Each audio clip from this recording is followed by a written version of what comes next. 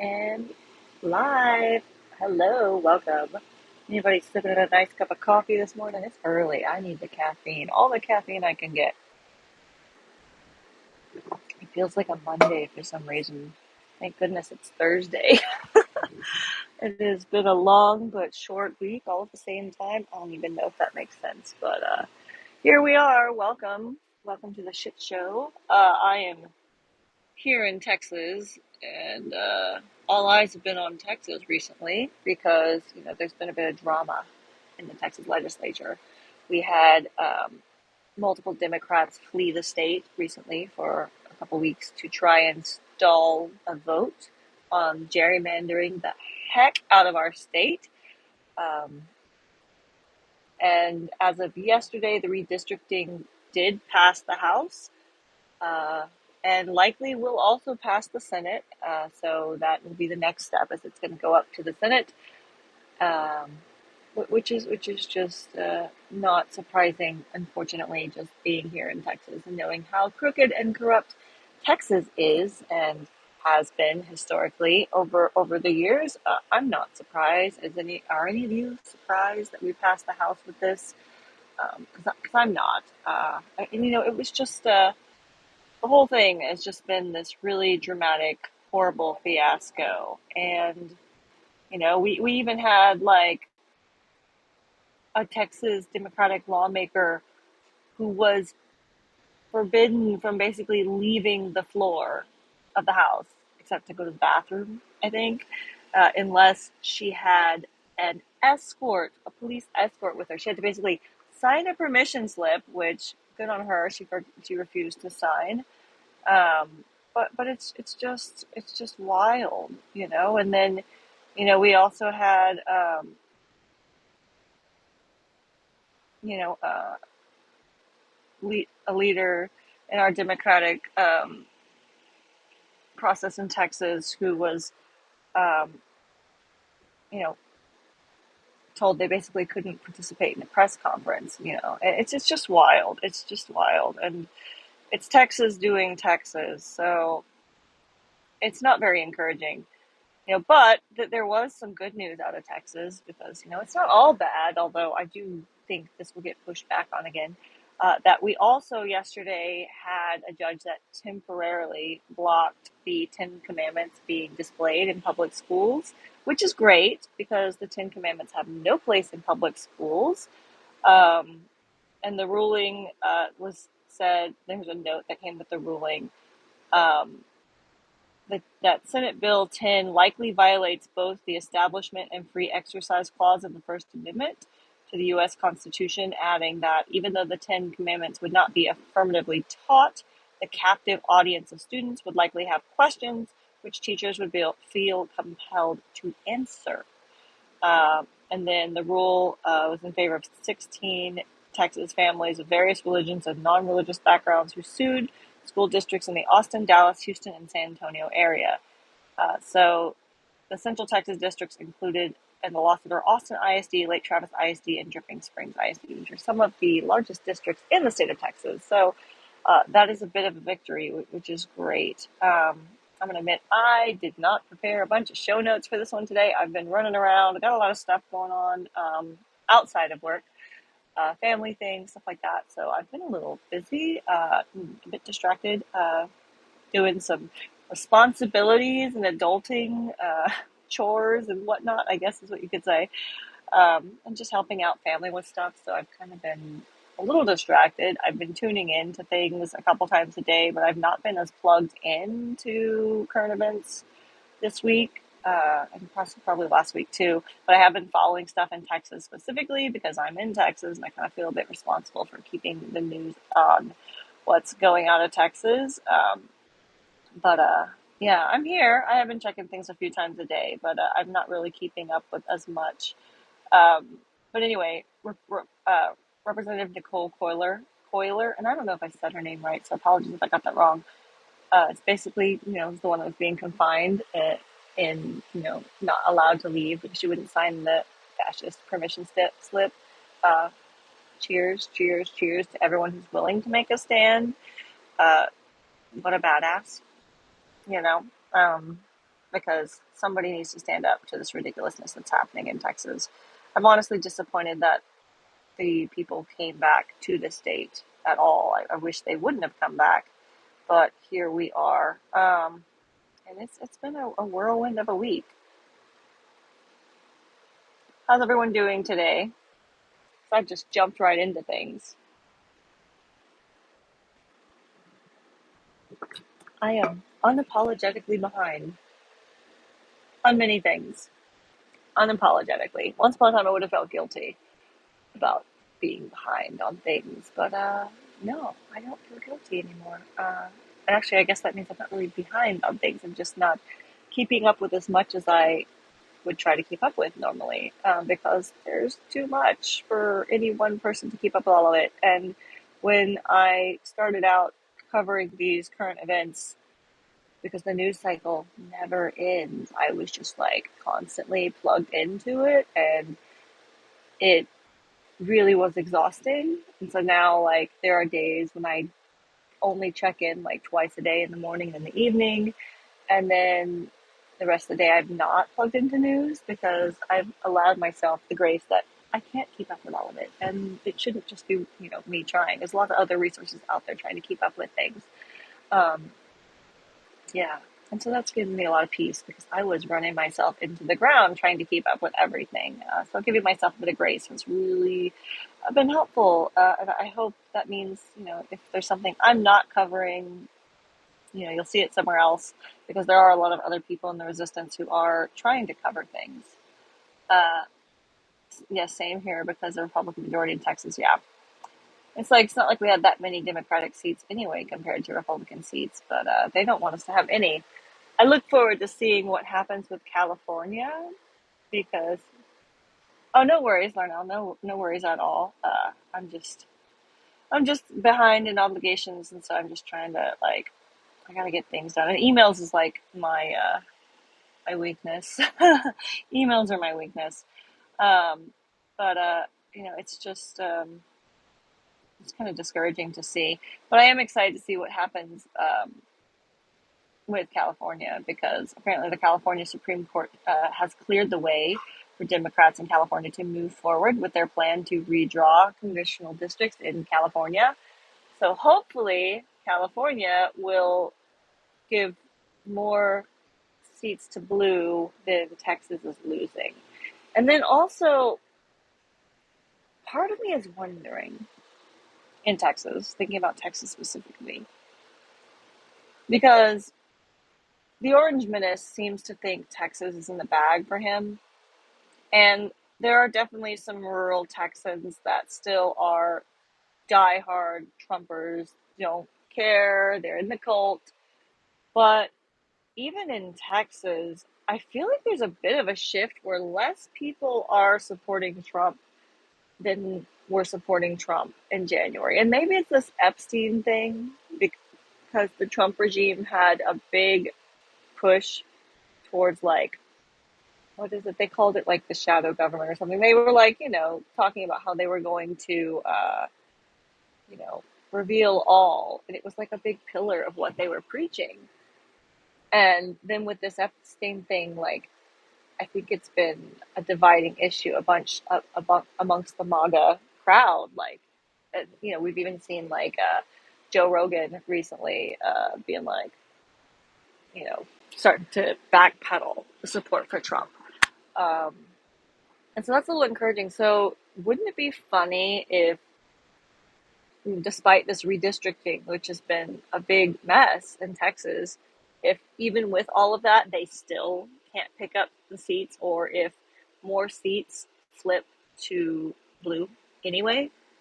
I really hope so. It's hard to say,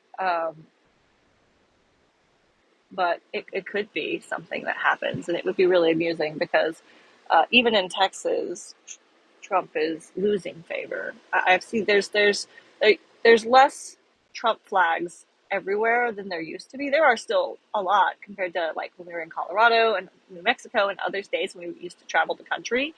But, like, seeing things here in Texas, like, especially like when you go to, like, more rural areas and outside of the cities, there used to be a lot more MAGA banners, and I'm still seeing some, but I feel like there's not as many. And the protests in Austin and in Texas have been pretty big. So I think maybe the veil is lifting for some, except for those who are the die-hard cult members. Because I'm sorry, you know, why are we protecting pedophiles? Like, seriously, why?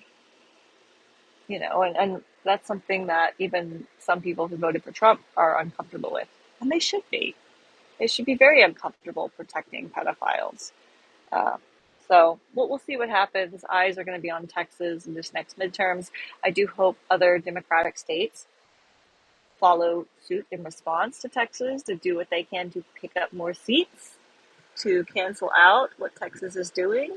I know people say two wrongs don't make a right, but right now we are fighting full on fascism. So I'm sorry, we can't play the clean game when the other side is playing very, very down and dirty.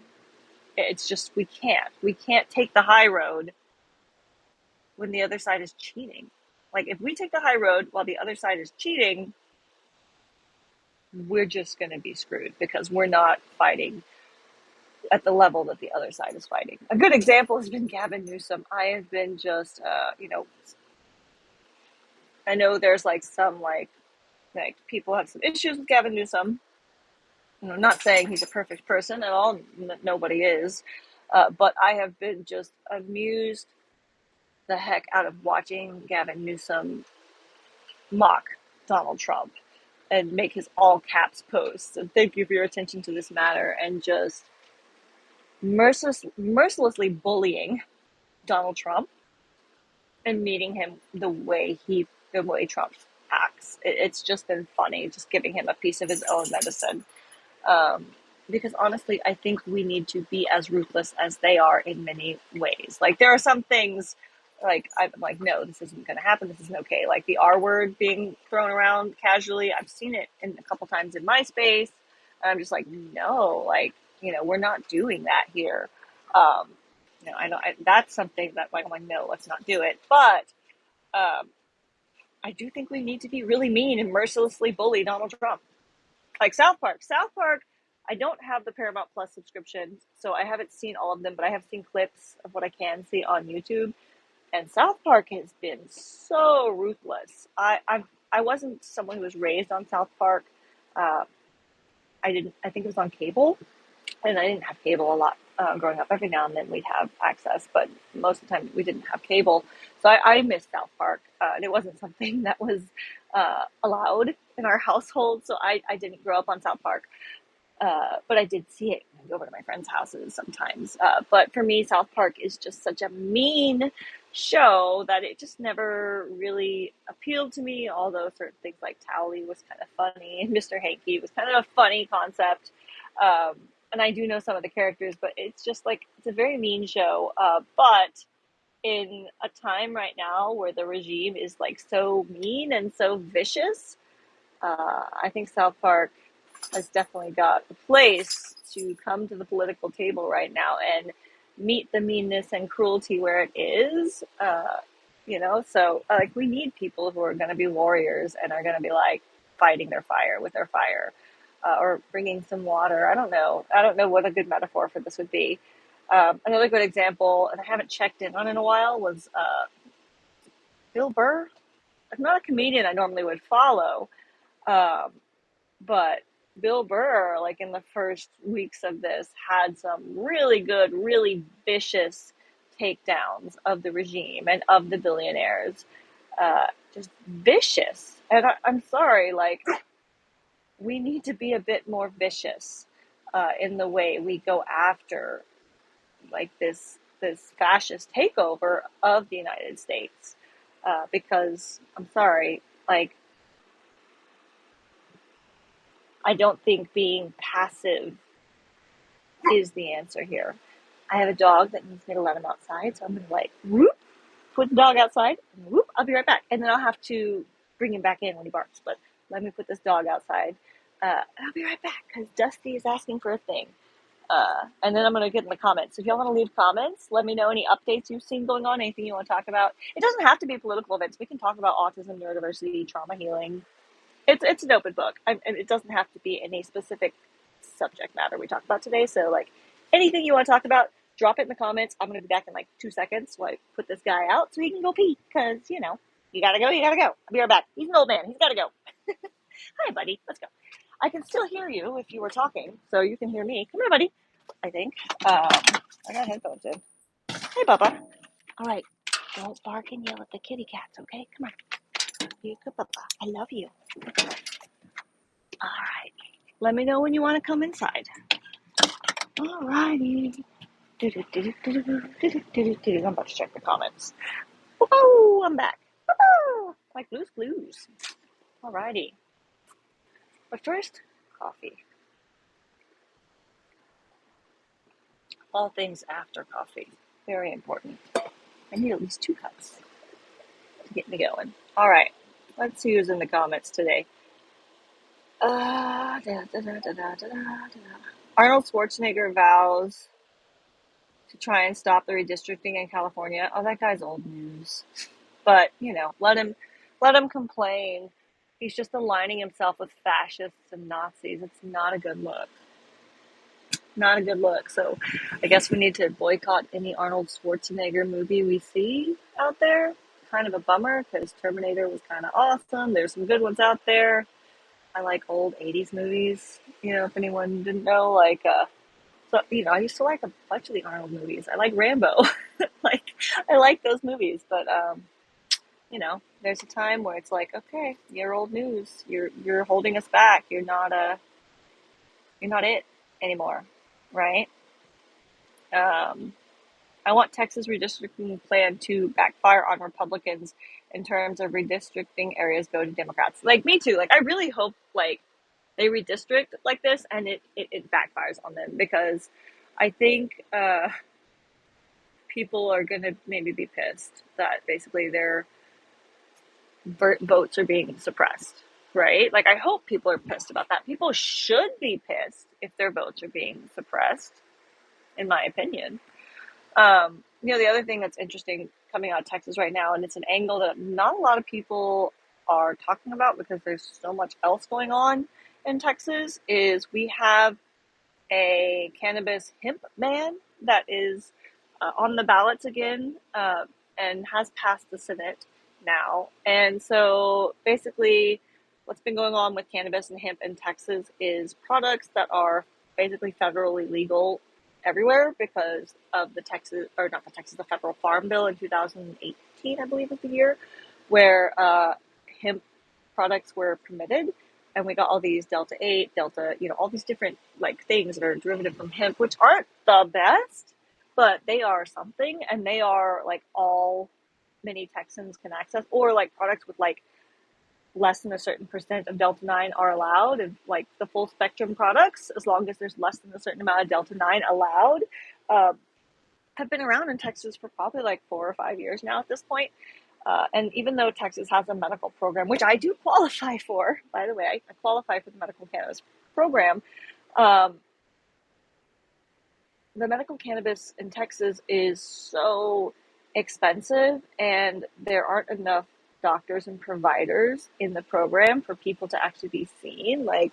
I never was able to find someone in my area to see and evaluate me when I tried to go through the program. Just nobody ever got back to me.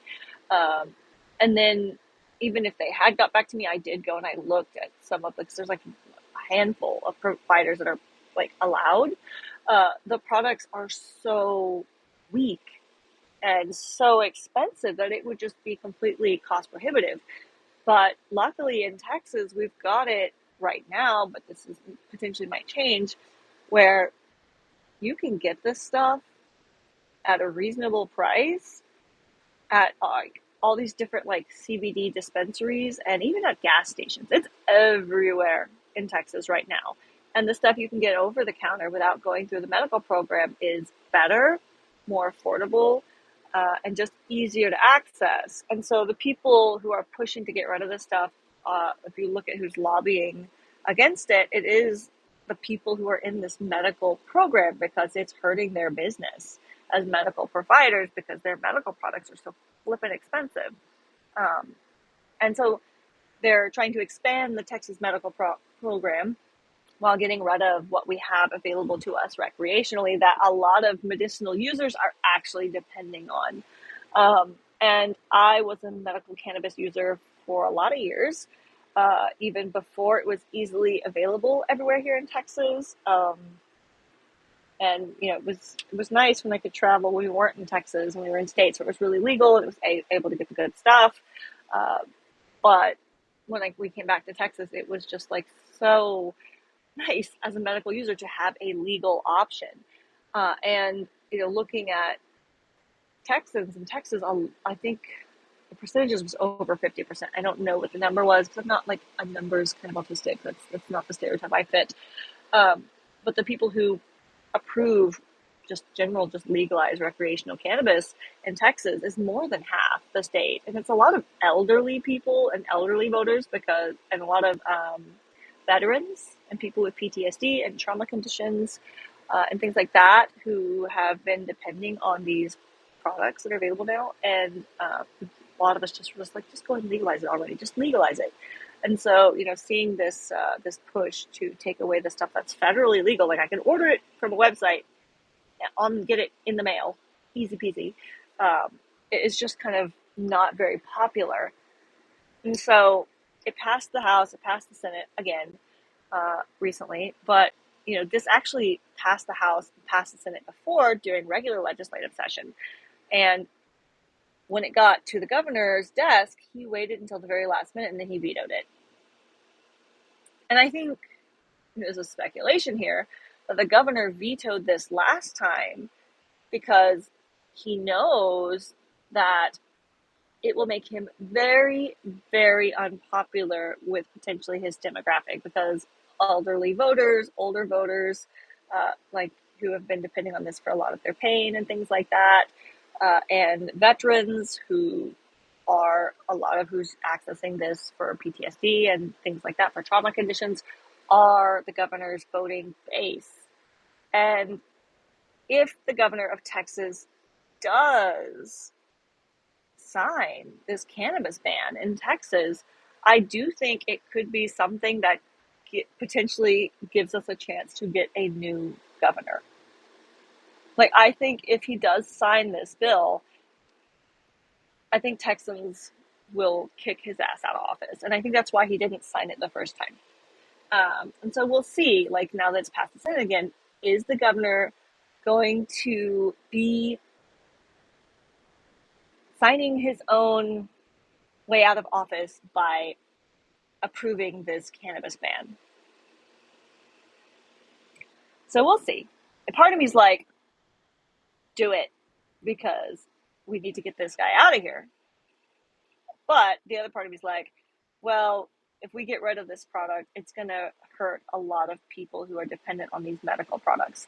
And me personally, it's like I am at a point where, for the first time in my life, with my trauma healing, I'm not in a state of hypervigilance anymore. And when I was constantly in a state of hypervigilance, I had a lot of problems with nervous system regulation, with my stomach, with my digestion, and so like I struggled eating and having an appetite and not wasting away, and like I had a lot of like things I'm not going to graphically describe going on with my digestive system that I was dependent on using medical cannabis for a lot of years to help me regulate. And now, like this month, I think it was this month, only it's been a few weeks, like I shifted out of a state of hypervigilance for the first time in I don't know how long.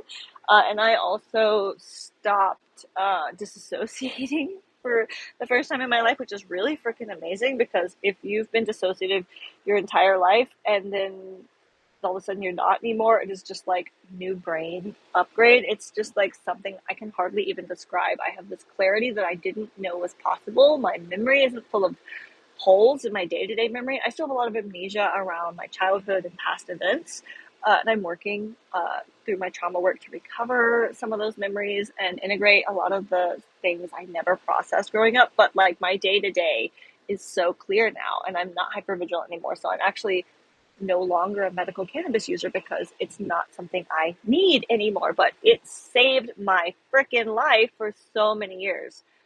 Prevented me from just like wasting away to nothing because I didn't have an appetite and I couldn't eat because I was hypervigilant. And it helped with my insomnia. It helped with a lot of things for me that, like, if I would have had it taken away back then, it would have really messed up my life. And so I have so much compassion and empathy for the medical users right now in Texas who are potentially facing losing a medicine that is life-saving and life-changing for a lot of people. And so I think, if Texas does go forward with this, it will be really bad for those responsible for putting this through, especially the Texas governor. So if it goes forward, which, I'm like, I hope we get to yoink that guy out of office. We'll see. Let me get in the comments, and then I'm going to go check on that doggo outside, see if he's ready to come in, because I can't really hear him with the noise-canceling earbuds on very well. President Trump wants to end in mail-in votings because Vladimir Putin said to him it's corrupt. And the funny thing about that is I fact checked that, and he was like, no other country allows.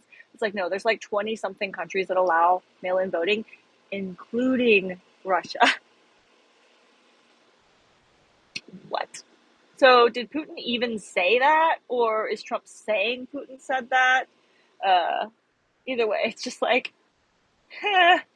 this dude, this Dollar Tree discount dictator asshole is just pathetic. Wannabe dictator. I called Stephen Miller a shit fucker this morning. Does that count?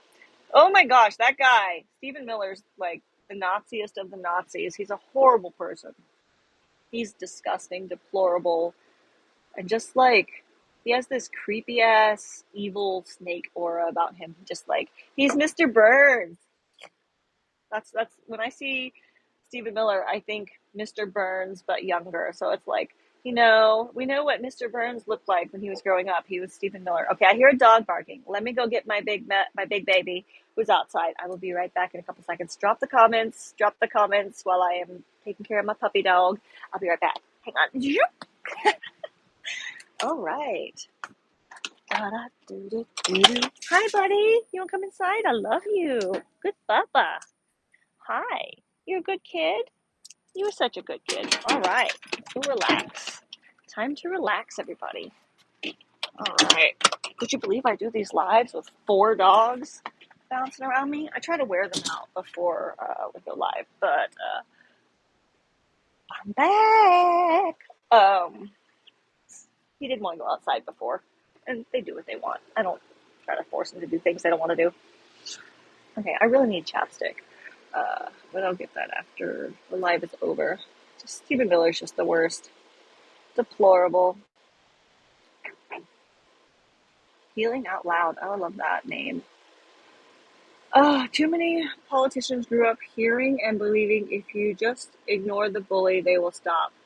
I don't know who first made it up, but it's false. All it does is give them permission to be worse, and they run with that. The only less wise thing you can do is hand them your lunch money in advance. Bullies who are never confronted grow up. Yeah. And basically, I'll just say grow up to be abusive people is kind of what I would label them, because I try not to use terms that are diagnostic terms for people. But anyway, it's really toxic. And I think we should mock, ostracize, shun, and fire bigoted people from our society. Like, don't employ bigots, fire them, make them unemployable, kick them out of our groups, kick them out of our spaces.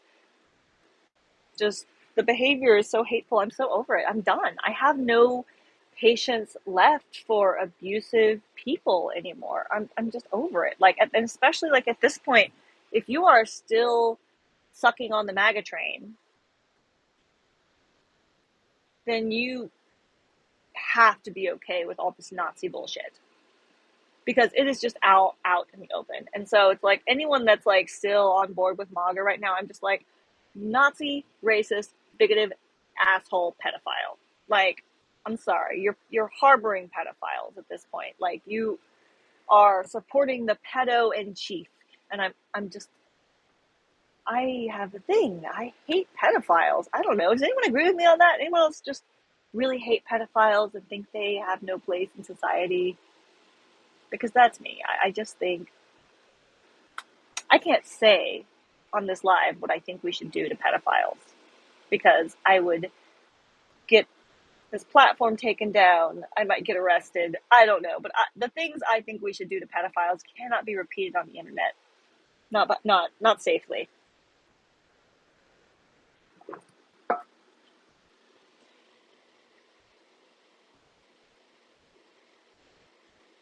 Yeah, I think we need to be punching at these Nazis metaphorically and literally. I can't believe Abbott was voted back in after Uvalde.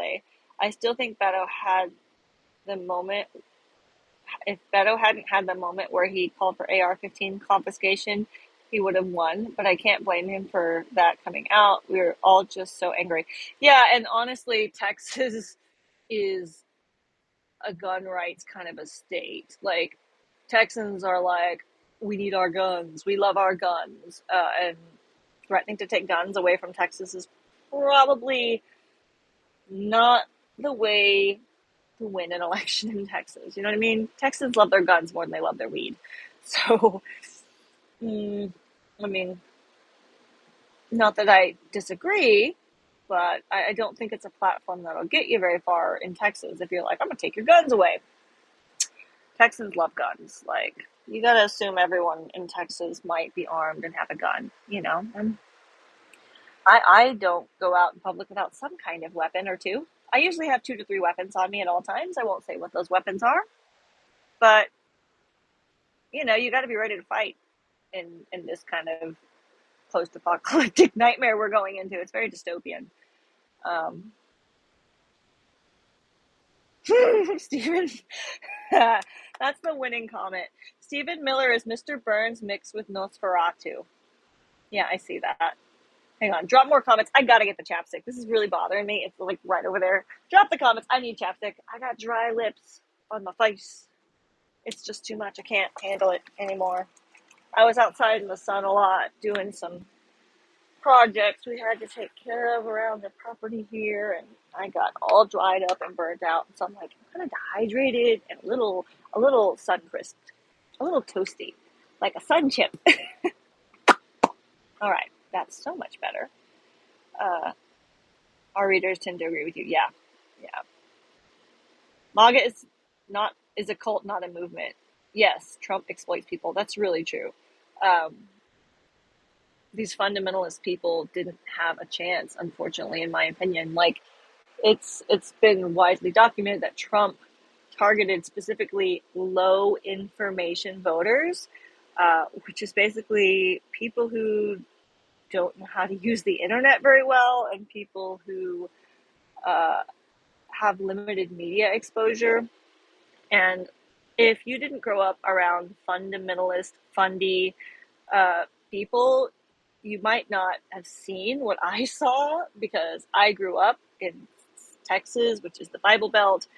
Lots of fundies around here, and I decided fundamentalist Christians were my mortal enemy when I was 11 years old because they were trying to take away our right to dress up for Halloween at school because they felt it was offensive to their kids to be exposed to Halloween because Halloween was the devil's holiday to some of them. And so it started out where it was like, at first, it was like, oh, you can only dress up as animals for Halloween.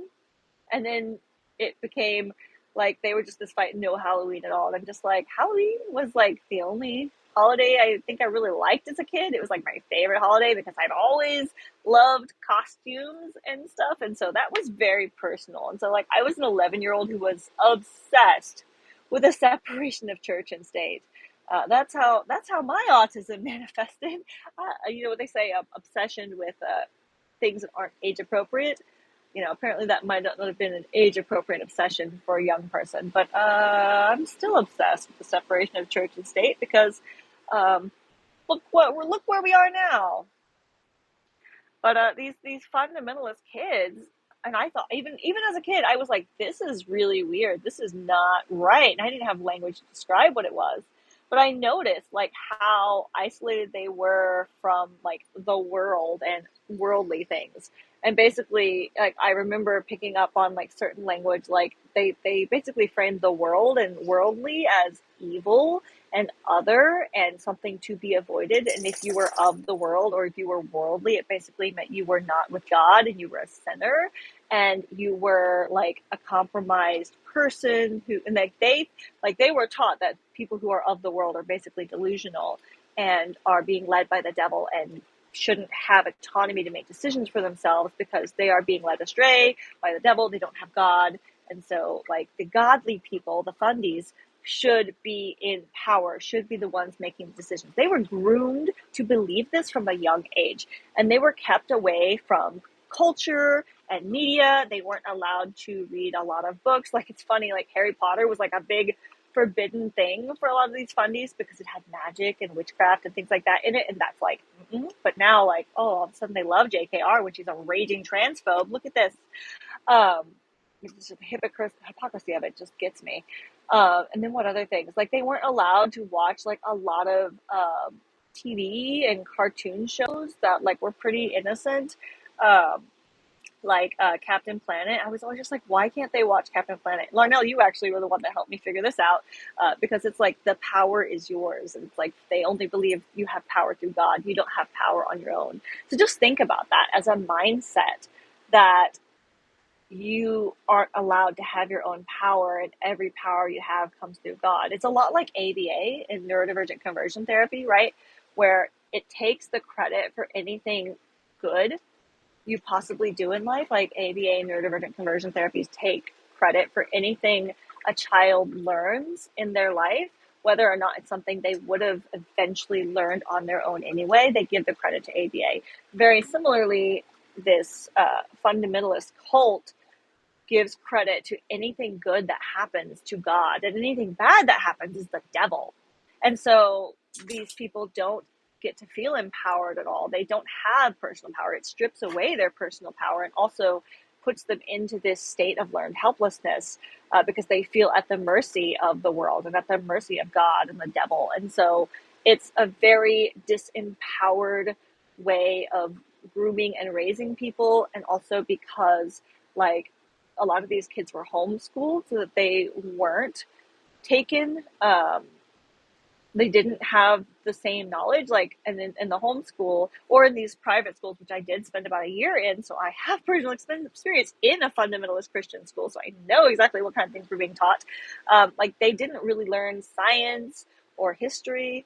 The history we were taught in this fundamentalist school and the fundy kids I was around growing up was literally the Bible was the only history book we were taught out of. So if it wasn't like the Bible was history, you didn't like there was no like American history or Texas history or that in the fundamentalist schooling and education. And like in science, it wasn't like you learned about cause and effect. I don't even think we had a science class in the fundamentalist school I went to. I don't remember learning science. I remember math and reading and like Bible history, and that's all I really remember them teaching us.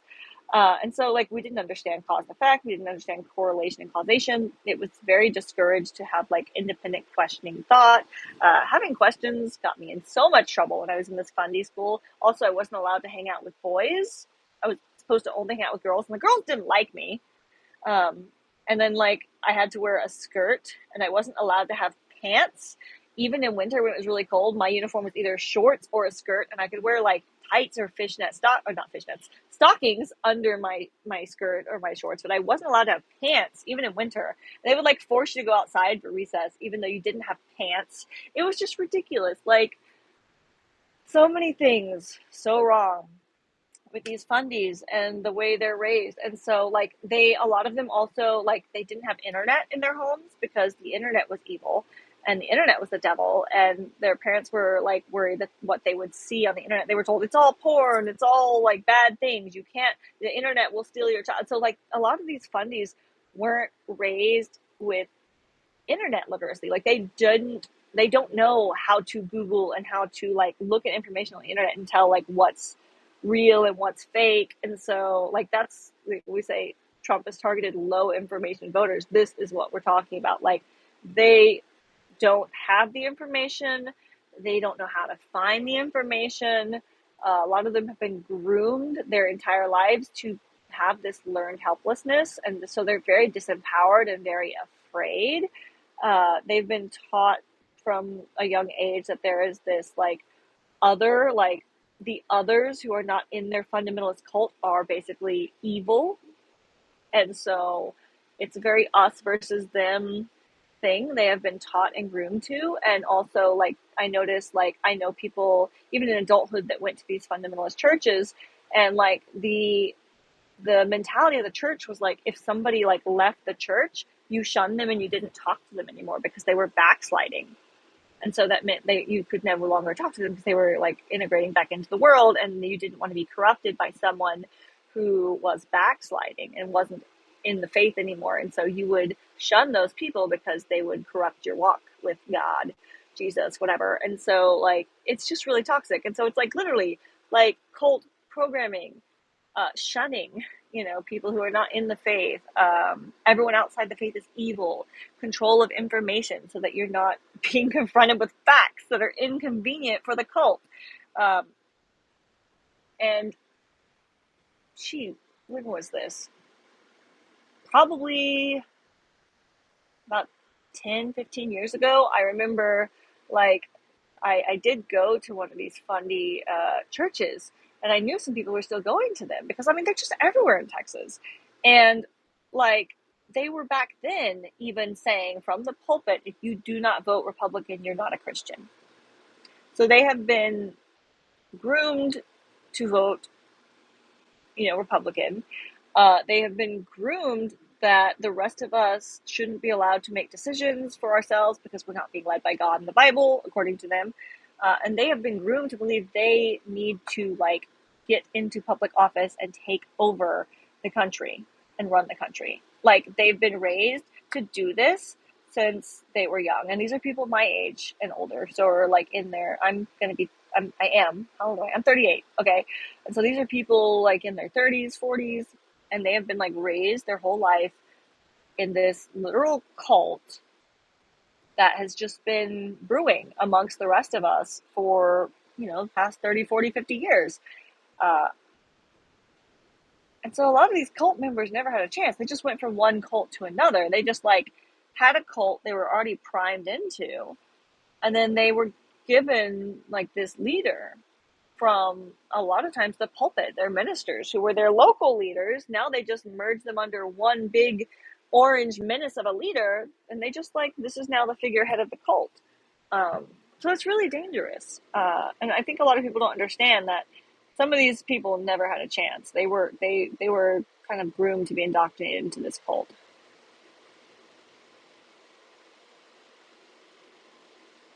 As soon as he said it, his chances were gone. I don't remember what that's about anymore.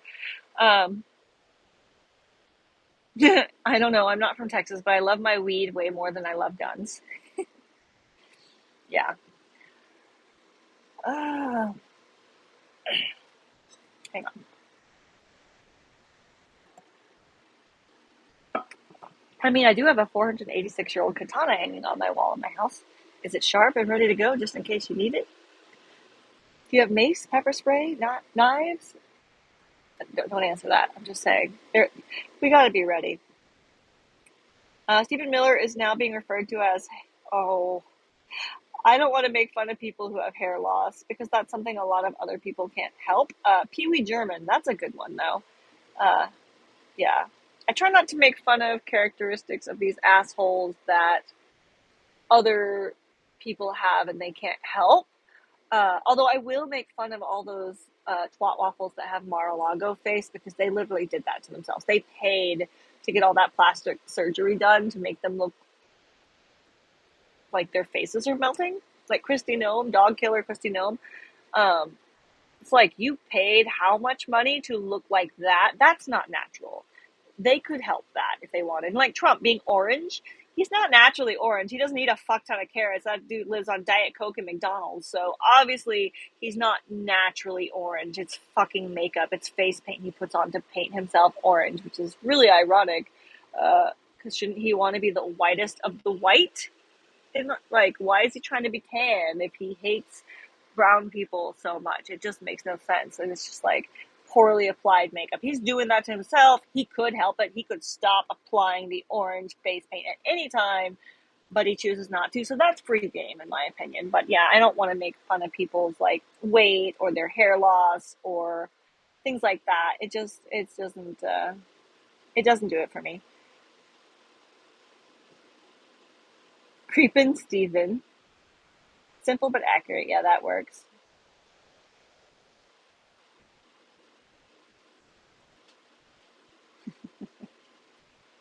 I love to put fundies down. Uh, Seminary postgraduate master's degree in divinity here. Christians hate me. Yeah, I bet. Yeah, I bet.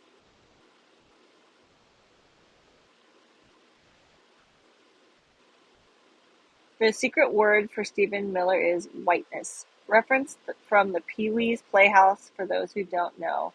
Yes, I'm an old millennial. Um, Especially when I tell them I've been practicing Druid female for 25 years. Yeah. I'm a pagan. I am a proud pagan. I'm a witchy bitch. And yeah, I'm a fundamentalist's worst nightmare because I was raised in the church. I went to Bible school on the weekends, and I went to Christian Bible school. What was it called? Christian Bible camp. You know, that summer camp that they would send people to. So I know the freaking Bible, and that's why I know it's so terrible, and that's how I can tear it down because I am familiar, very well familiar. I can use their own bullshit against them because I'm just like, y'all remember when y'all wore those little stupid rubber bracelets that said WWJD? Like in high school, all these Jesus people who were always trying to convert me because I started a pagan club. Because they had FCA, I knew they had to let us have a Wiccan club. So I started a pagan club at school as a response to the Fellowship for Christian Athletes. And so they wanted to convert us devil worshippers, and they were really obnoxious with it. And so I would just tear them down, and it was just something I delighted in so much. Um, and it's why I love that movie Saved, where they kind of make fun of, um, you know, Christians in that way, like that kind of Christian who is just like so high and mighty and thinks they're better than everyone else. I love that movie. It's just like, it throws the Bible at people. It's like, this is not a weapon, but they use the Bible as a weapon. It's like, okay, if you want to use the Bible as a weapon, I can use it right back at you because um, you aren't following your own what would Jesus do, WWJD, those stupid bracelets that were everywhere when I was in high school. Did y'all forget? Like, Jesus was like anti-capitalist. He was a radical. He was a socialist. Jesus was love thy neighbor, feed the poor. Jesus was not a white guy. It just doesn't even make sense. Like, MAGA is so far from Christian. Trump is not a Christian.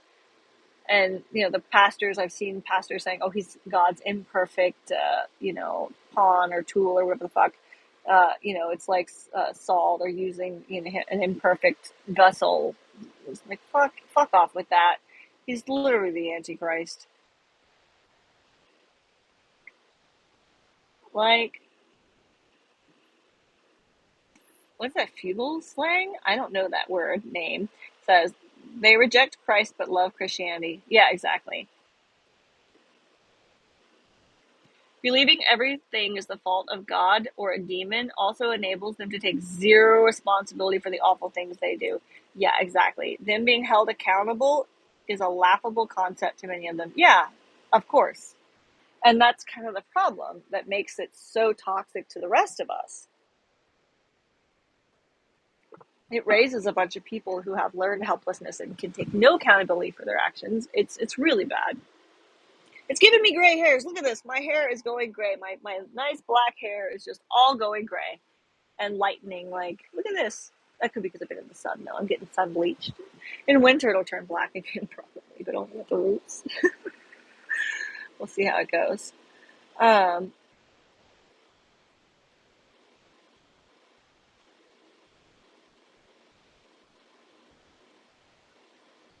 yeah. Yeah, they tell, yeah. So you're fluent in Hebrew, Greek, and Latin, and they tell you you're trans. God is purposely confusing you so that you can twist scripture and mislead people. Like, why would God do that? Why would God, if their God is like supposed to be all powerful, why would God like give you the tools to disprove the Bible and its nonsense? That makes no sense. But a lot of things they say make no sense. Like honestly, too, it's like if their God is all powerful, why the heck does their God need people to defend them? Like why? Like if God's all powerful, why doesn't God just give us some kind of undeniable evidence of God's existence so we can know that that God is real? Like, right? Why damn people to hell because they don't believe when there's like no reason to believe based on evidence, and they just say you have to have faith? Like, why would God do that? Like, and if God is like loving and good, like why would God create a hell for people to burn in for all eternity in the first place? It's like, this is like what an abusive parent would do. Like the whole like Jesus died for your sins. Like nobody asked you to do that, Jesus. No, I didn't ask you to die for my sins so that I can owe you for all eternity. It's like those abusive parents who are like, I brought you into this world, I cared for you, and they want to guilt trip you that they cared for you, so like they're entitled to abuse you and you have to serve them, when it's like, I didn't ask to be born, right? I didn't ask for you to bring me into this world, and it's your basic bare minimum job as a parent to take care of your offspring because you chose to bring us into the world. Like, stop with that manipulative bullshit, right? And so, in my experience, a lot of the followers of this religion are also very manipulative. They do this martyrdom thing, they have this victim complex. They are just so stinking manipulative, and they don't even see it because it's just normal to them. And so it's like normalization of manipulation, and you owe me. It's like, no, no. Like, what happened to like giving, being good and kind and compassionate without expecting anything in return? Look, this asshole called me 4 times because I have my phone in personal mode, which means you have to ring me at least 4 times in a row for it to ring, because the first 3 times it doesn't ring. Like, what an asshole. Who the fuck? I'm trying to ring her up, but nope, it's a strange number. Like, why would you call someone that many times? That's just disrespectful. It's like some entitled bullshit right there, and it's probably a spam call.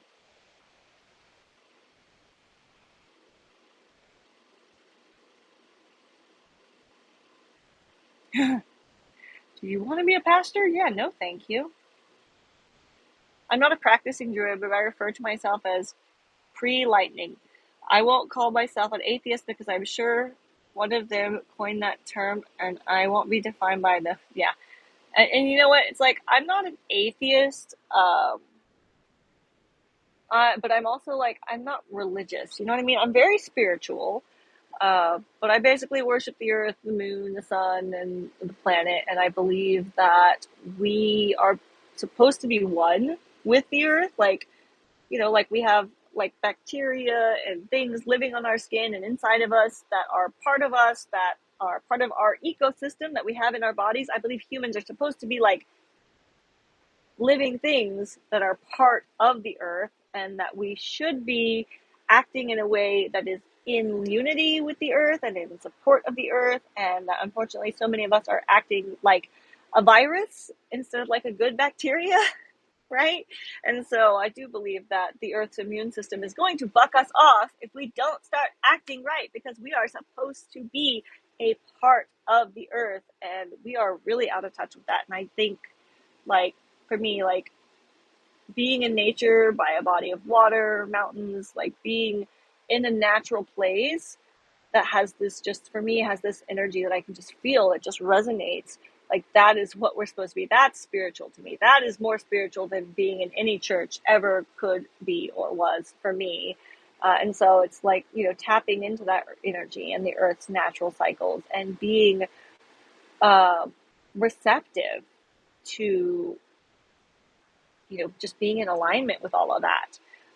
And so I do believe like the religions that were forced upon all of us through colonization, because they didn't just do this shit on American soil. They started over there in Europe and just spread it everywhere. They started, they went after the pagans and people in that continent first before they started spreading this bullshit everywhere.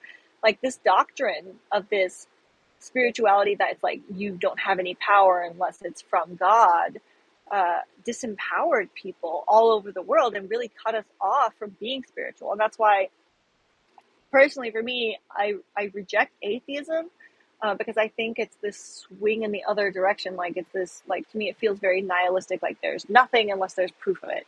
And I have people in my life that are atheists, and I love them, but it's just not for me, because I think that these religions that were forced on us cut ties to our understandings of spirituality that is tied to the earth, and we should be tied to the earth. And I think the earth is a living thing, and as a, like, I don't think it's just this rock that's not sentient. Like, I've always been like a kid that like naturally believed like the trees are wise spirits, and I was a vegetarian for a lot of years because I love animals so much.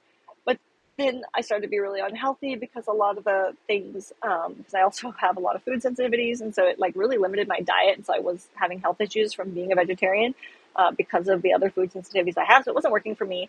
And also, like, I started to think about it more, like, what do I really believe? And it's like, I personally believe the plants are alive, and I think like I'm eating plants or I'm eating animals. Either way, I'm eating a living thing. That's a whole thing. Like, I don't really know, but that's off track. But anyway, let me get back to the comments. But I have some different kinds of beliefs that, you know, other people don't maybe have. But I think like this Christian faith, like, strips down a lot of things and makes self-empowerment shameful. And it just has a lot of problems with it. My parents, when they were teachers back in the day, were involved in this group, Christians for Morality Caucus. Oh my gosh, that sounds horrible. Where they went to a Bible curriculum as an elective in Miami-Dade public schools. So I've seen the conservative evangelicalism. Yeah, I know you know about it because we've had deep discussions about these things. Um, it's really toxic. Yeah. Our daily LGBTQIA bar stories, they happen at 5 p.m. every day, usually have such themes in them just because I know how to write that in and make it hilarious. Noise. Yeah. Oh, man. It just frustrates me how they want to force their morals onto everyone. And they always have, like, since, like I said, since I was 11, and they were trying to take away Halloween for everyone in public school because they didn't want their kids to be exposed to it. It's like, maybe just keep your kids from school that day. I'm tired of you. Um, like, they want to impose their morality on everyone else, and I hate it. I hate it so much, and it's something that's bothered me from the first moment I was exposed to it. Um, and we saw them, overturn like abortion access in Texas. It's getting really impossible to access a lot of those health services. We've seen them starting to talk about how they want to limit people's access to things like the morning after pill and birth control, right? So they want to legislate everyone else based on their narrow-minded, backwards-ass beliefs.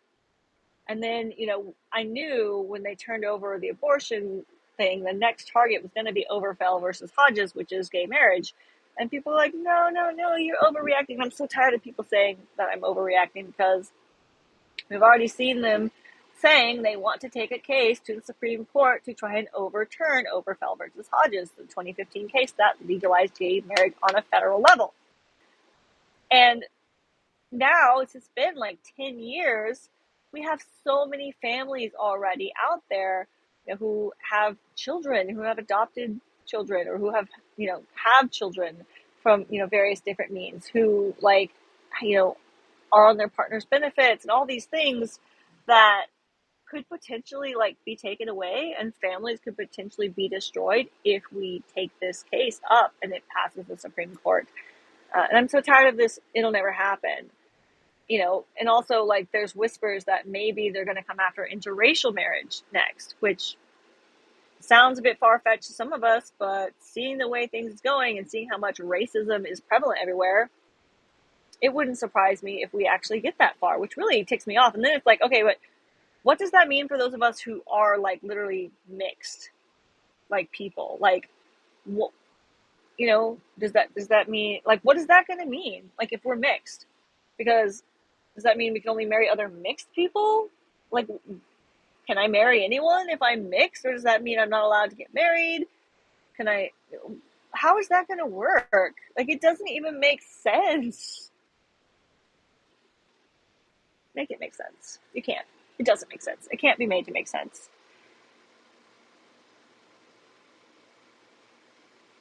Oh, you are deserving. Don't ever say you're not deserving. We're deserving of we're deserving of so much more than we have ever been allowed to believe we are.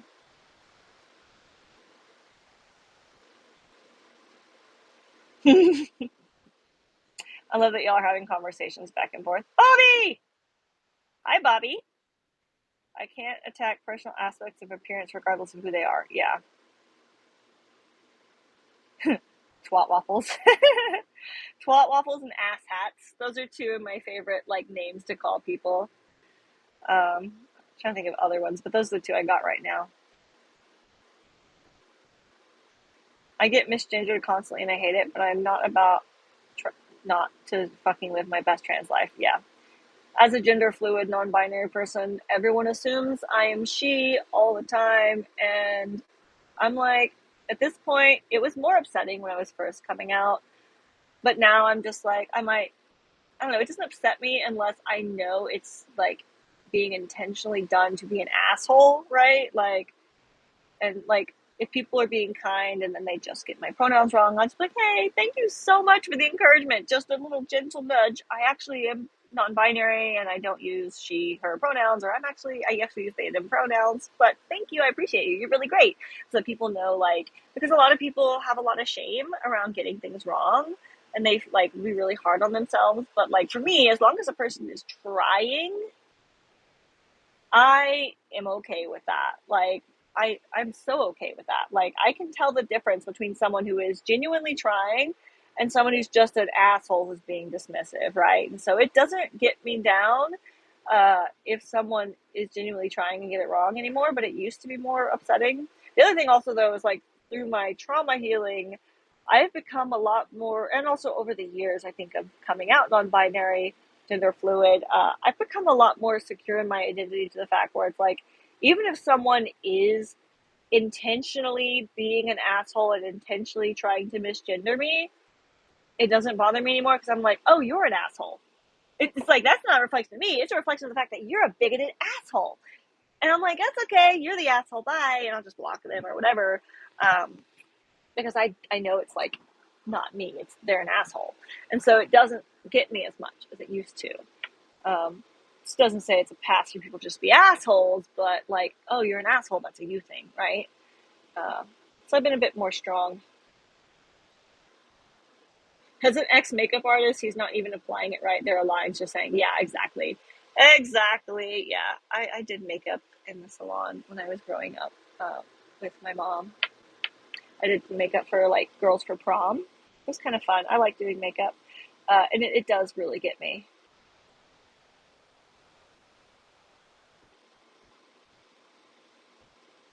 Vacation Bible School. Yes, yes, that was the thing. It was like an indoctrination camp, basically. Thank you. I was like, what the heck was it? They had T-shirts. Like they had T-shirts, and it was like a thing you'd go to every couple of years. And I think Vacation Bible School was like one of the first places like I heard like they were saying like two things that really bothered me from a young age.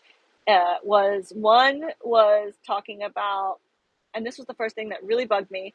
They were like, animals don't have souls, and so they won't be in heaven when you get there. And I'm just like, that was not a compatible belief because I was raised to believe that animals are fully cognizant, sentient beings that even though they don't speak, they are like people, they are sentient. They can understand things. They are not lesser beings. And I was raised that way.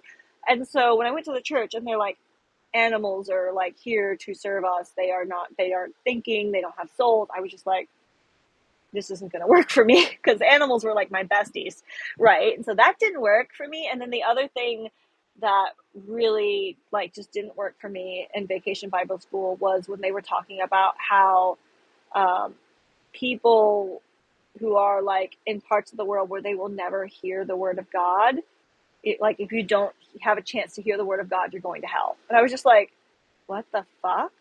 Like, basically talking about tribal peoples in other countries that have not had colonists made contact with them are doomed to go to hell. And that's why it's so important for these colonizers to go in and colonize these people, because otherwise they're going to go to hell. And so you need to save them because they have no chance of going to heaven if we don't colonize them. And I was like, this does not work for me. Like, I don't know how old I was. It was definitely before elementary school. And I was just like, I can't get on board with this. This was, probably preschool age. And I was like, this doesn't work for me. This is not going to work for me. And then I spent the first 11 years of my life, because I couldn't make myself believe the things in the Bible were true. And I couldn't make myself believe in the Christian God. And I wanted to, because I was afraid of hell. And I thought, if I don't believe in God, I'm going to go to hell. And so I want to believe in God, but I couldn't make myself believe it. And so I spent the first 11 years of my life, really crucial, formative, developmental years of my childhood, believing that I was this horrible, damned, sinner, evil person because I couldn't believe in the sky daddy that I was told that if I didn't believe in, I would go in hell. What the fuck kind of a way is that to bring up a small child in the world? Like, so I was born believing I was a flawed, dirty, disgusting sinner, and that I was just evil and doomed to hell. And so, like, I believed I was a bad person. I believed I was innately bad. And that is really bad for creating shame in a person. And if we know anything about being trauma informed and shame, and like through parts work, I have had to like work a lot of that back and learn to love myself. And it's just been really hard because it was instilled in me from a very young age by the church that I was not redeemable if I didn't have God, and I couldn't walk with God. So it really fucked me up for, setting me off in a bad way. It didn't help that I was neurodivergent and queer and like all of these things that society is like, this is something you should be ashamed of. Um, it just wasn't a good way to set a person up for success. It is a way to traumatize and devalue a person, telling them you're nothing without God. I was nothing. I was garbage. I was a mistake, I believed, that didn't deserve to be alive because I couldn't believe in God. So this is not a healthy way to raise young people. And it's why I say the childhood indoctrination of children into a religion is child abuse, especially into the Christian religion. And before anyone, because people are often confused, although I think any of you will be confused, I think all of you know what's up. Indoctrination is something very specific. Indoctrination is teaching someone to believe something without question and uncritically believing something. So I was, and I am autistic. I was an autistic young person. One of my first and favorite words and phrases was the word why growing up. I've always had this need to understand why things are the way they are. I need more information than is often provided to understand things or to do things. I just need to know why I'm doing what I'm doing. And I need to know why, which got me in trouble so much in school, with authority figures, with teachers, especially in church, where they wanted you to question things without using your critical thinking skills. That's indoctrination. Teaching, where you're like, this is a religion, this is what it offers. This is another religion, this is what it offers. And like sharing information, but not saying you must believe in this one religion. It is the only way to be saved. And this is like the only thing. You just have to believe it on faith. You can't question it. Questioning it is bad. Like, that is abuse. That is abuse. And it sets you up to feel like critical thinking is not a good thing, and it like disconnects you from your ability to think critically. And that's why I think so many of these maggots are compromised and don't even have basic critical thinking skills because they were encouraged and indoctrinated into this fundamentalist faith from a young age to not question, to not use critical thinking. And they'll always be the ones that pop up and say, this isn't child abuse to indoctrinate your children. I'm like, I'm not saying you can't teach them about your religion. I'm saying indoctrination, which is literally coercion. It is brainwashing. That is abuse. And that's a hill I am willing to die on, because I think it's just something that should be defined as child abuse. And this is probably the unpopular thing to say, I do think we should be taking children away from their parents if they are abusing them in this way, just like in any other situation where there is child abuse happening. This is child abuse and it shouldn't be allowed, but it's often protected under people's like right to practice their religion. And I'm just like, this isn't a right to practice religion when you are forcing a religion on a young and impressionable person who doesn't have a choice in it, and they are developing or supposed to be developing critical thinking skills, and in that crucial period you are discouraging critical thinking. It is grooming them for future abuse. And that's, in my opinion, we have this, we talked about earlier how a lot of Christians, they give credit for anything good to God, so they don't have credit for doing wonderful things on their own. When they do it, they're like, God did this for me in my life. And it's like, no, you did it in your life. Like, you're giving credit to God and you're not taking credit for the awesome things you do. You are disempowering yourself and you give all the credit for everything good in your life to God. And at the same time, when anything bad happens, they're like, that's the devil. The devil's at work. And so they don't take responsibility for their actions. And it's a very similar thing that happens in the church when powerful church leaders, usually men, are abusing SA women and girls and children of all types are being abused in the church. And a lot of times when women are abused in this culture or hurt or raped, they are blamed for it. You see this, what were you wearing? What were you doing to tempt your fellow brethren? And so the victims often are blamed for the abuse they endure. And, it's just this set of standard where, you're being the devil, you're tempting your brethren, and it's your fault. It's a whole toxic thing. It's like they let these powerful people off the line. They aren't taking responsibility for the abuse and the harm they're causing because it's like, it's the devil. The devil made me do it. It's so fucking toxic.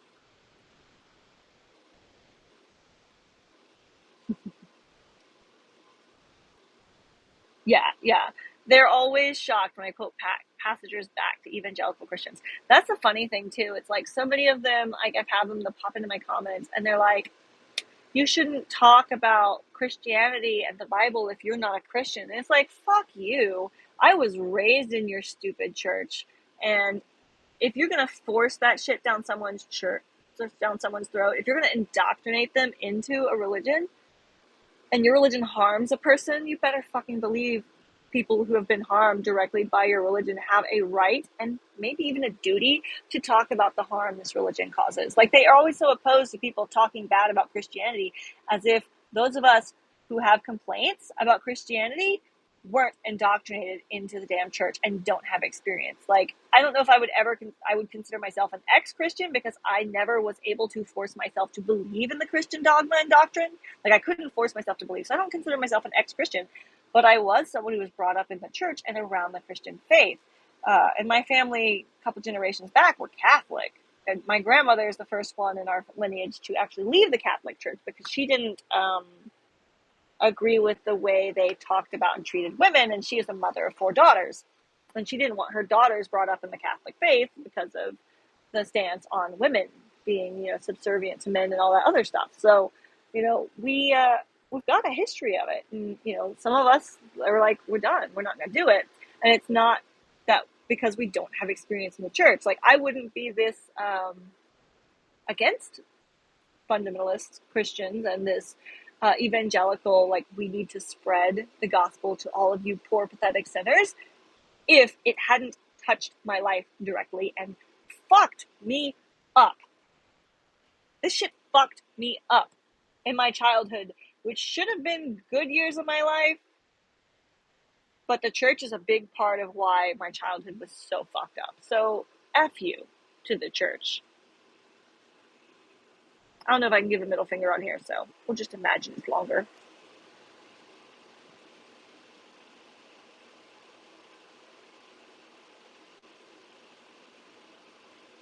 Jesus was a brown radical. Yeah, exactly. They like holding the Bible. Most of them certainly don't read it. Yeah, and that's the difference. Like I remember, like being a teenager, we'd have to go to Bible study because it was like compulsory to go to church for a bit in my family, um, and I would actually read the Bible, and it was like I'd be reading it, and I'm just like, none of you are following the teachings in your own dang book, and it would just be so frustrating to me. But at that point, I was already like unshamed. I had no shame in the fact that I wasn't a believer by teenagers. I was a practicing pagan. Yeah, love the sinner, hate the sin. Yeah, so gross. Look, okay, Lawrence Fishburne was on Pee Wee's Playhouse. Enough said. Ooh,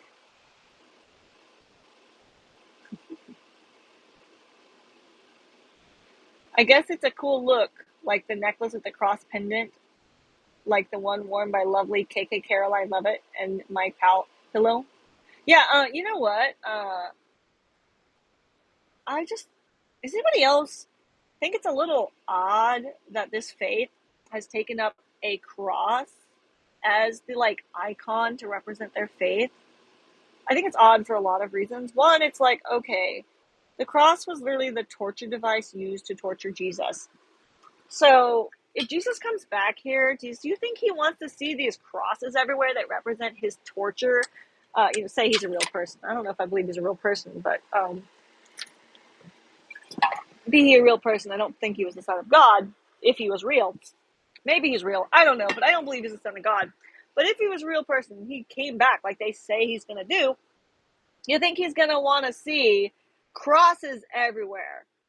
Like like as a person like who was brutally murdered, I don't think I want to see everybody using the murder weapon as a signal for me. Like, what the fuck is up with that? That's so twisted. It's a fucking death cult.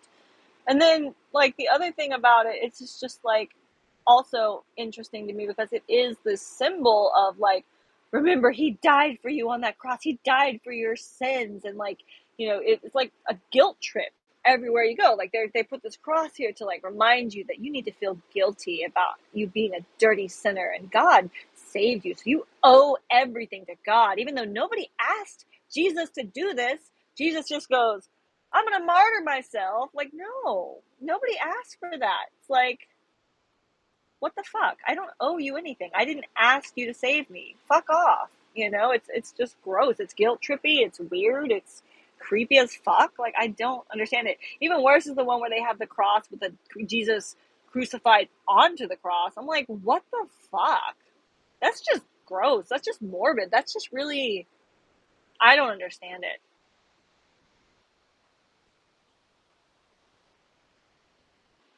So I'll just say it. In my humble opinion, organized religions are the root of all evil.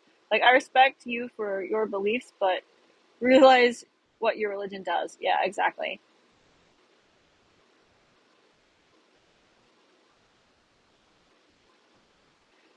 I should point out hell is not even biblical. No matter what any Christian tells you, the fire and burning shit was all first biblical text. Yeah, I believe that. Yeah, and let's think about how much Christianity stole from pagans. Yeah. The appropriators and cheats. They are appropriate so many things. Christians, Christmas. Christmas is like full of pagan stuff. The Easter Bunny, what the fuck does that have to do with Easter? Eggs, rabbits. They're just the appropriators.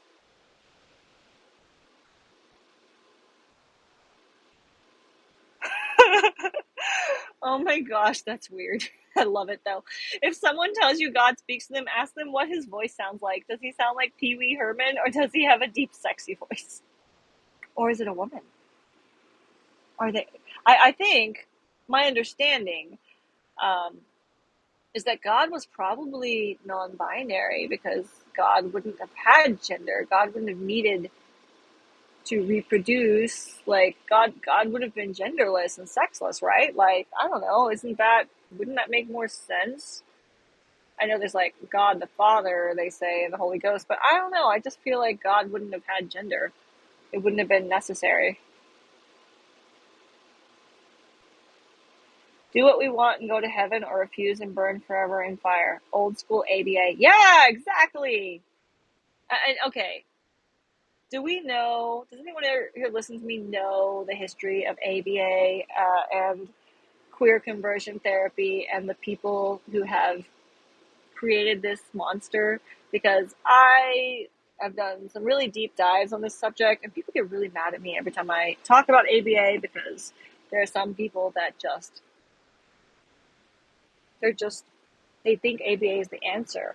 Um, and, I'm not here to say what it is or isn't the answer. I believe it's really abusive and harmful, can really fuck people up for a lot of reasons. And I wrote about that in my most recent Substack post, talking about the harms that having behaviorism applied to me as an undiagnosed neurodivergent person caused in my life personally. Because people are like, oh, you can't say what's good for other people, and so you shouldn't talk about if ABA is good for other people because you're not other people. I'm like, fine.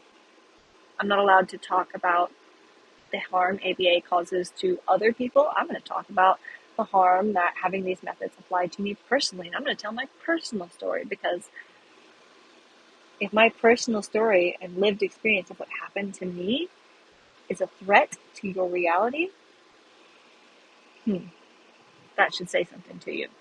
So I'm just going to tell my stories now. And people aren't going to be able to argue with, this is my story, this is what happened to me, this is what was dangerous to me, this is how my mind got fucked up by this shit. And so it's hard to argue with that. So I've got a new strategy approaching ABA. But I used to go more into like the data and the academic side of it, and the struggles and the trauma of it, right? And so now, so I know a lot about like the roots and the origins of ABA. Even though that's not the angle with which I approach it from anymore. But there's archived posts on my Substack. If you search ABA or neurodivergent conversion therapy, it'll come up. But so basically, we have Olivar Lovas. I don't know how to say his name. He's an asshole. He's dead, but he's a dead asshole.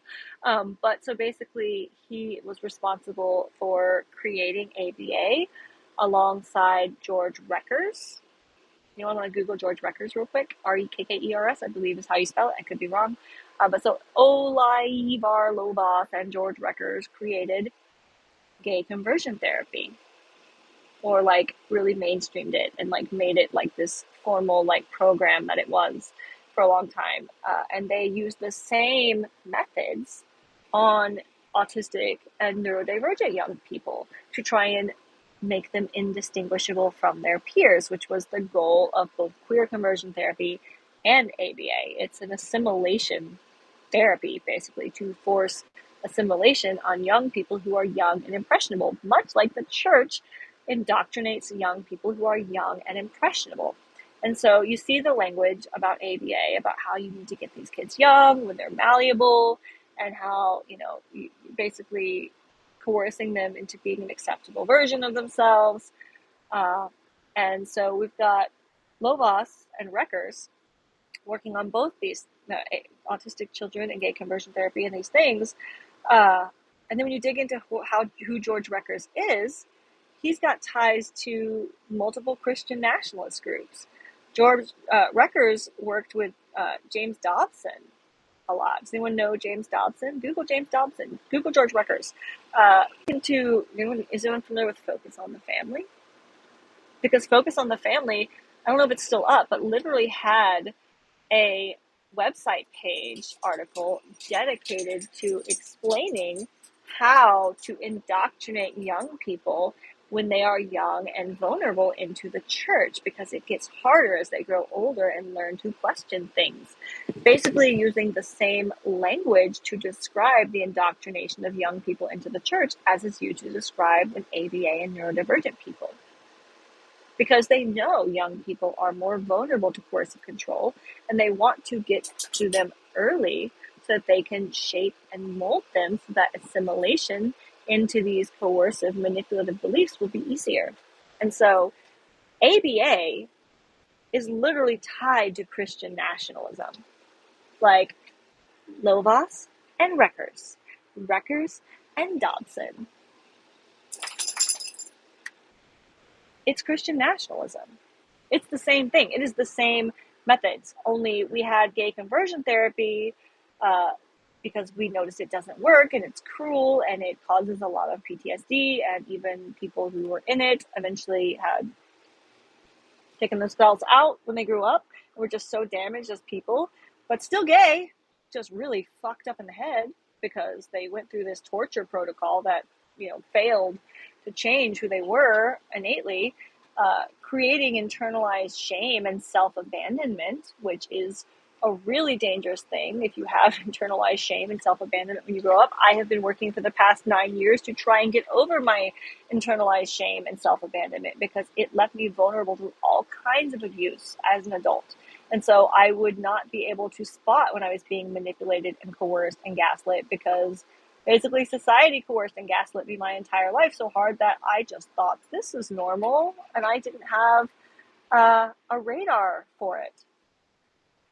So yeah, I know this shit's harmful from personal experience. It's just really dangerous. Let me see what's in the comments here. What's going on? And the ABA, pro-ABA people aren't here, but they'll probably screen capture this and use it against me, but F them. It is compliance training, yeah.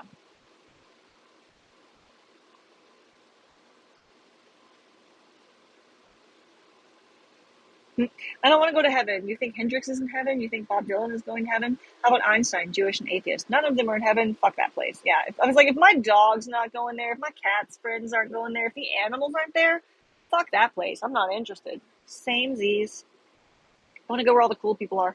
Yeah, by my teenage years, I was just like, hell's where the party's at, so let's go to hell. It just sounds like a lot more fun, but I was casually like tongue-in-cheek because I didn't really believe anymore. By teenage years, the dogma had been released off of me. I was out of my existential crisis of thinking I had been born just to go to hell because I couldn't make myself believe in the sky daddy. So it took me a while to get there, but like it shouldn't have been something I had to fight with for the first like 11, 12 years of my life. I'm with you, Wendy. I don't want to be near those who would not want me or my kids and friends to exist. Yeah. I don't believe in an afterlife, much less a reward-based one, but it's fun to point out the rewards-based aspect of it is further proof that it is a conditioning tool. Yeah, exactly. And so, I think we need to point this out, whenever we see it. That's why it's like, I'm a bit distrustful of people who are plugged into it and think it's okay. And those are often the same people who think ABA is okay, and they use abusive and coercive parenting methods on their kids, and they're like, this is just parenting. And I'm like, this is just abusive parenting. But you can't see it because you think it's normal, or you're uncomfortable with us calling it as it is, saying, hey, this is harmful, because then you have to like admit that you've been doing harm.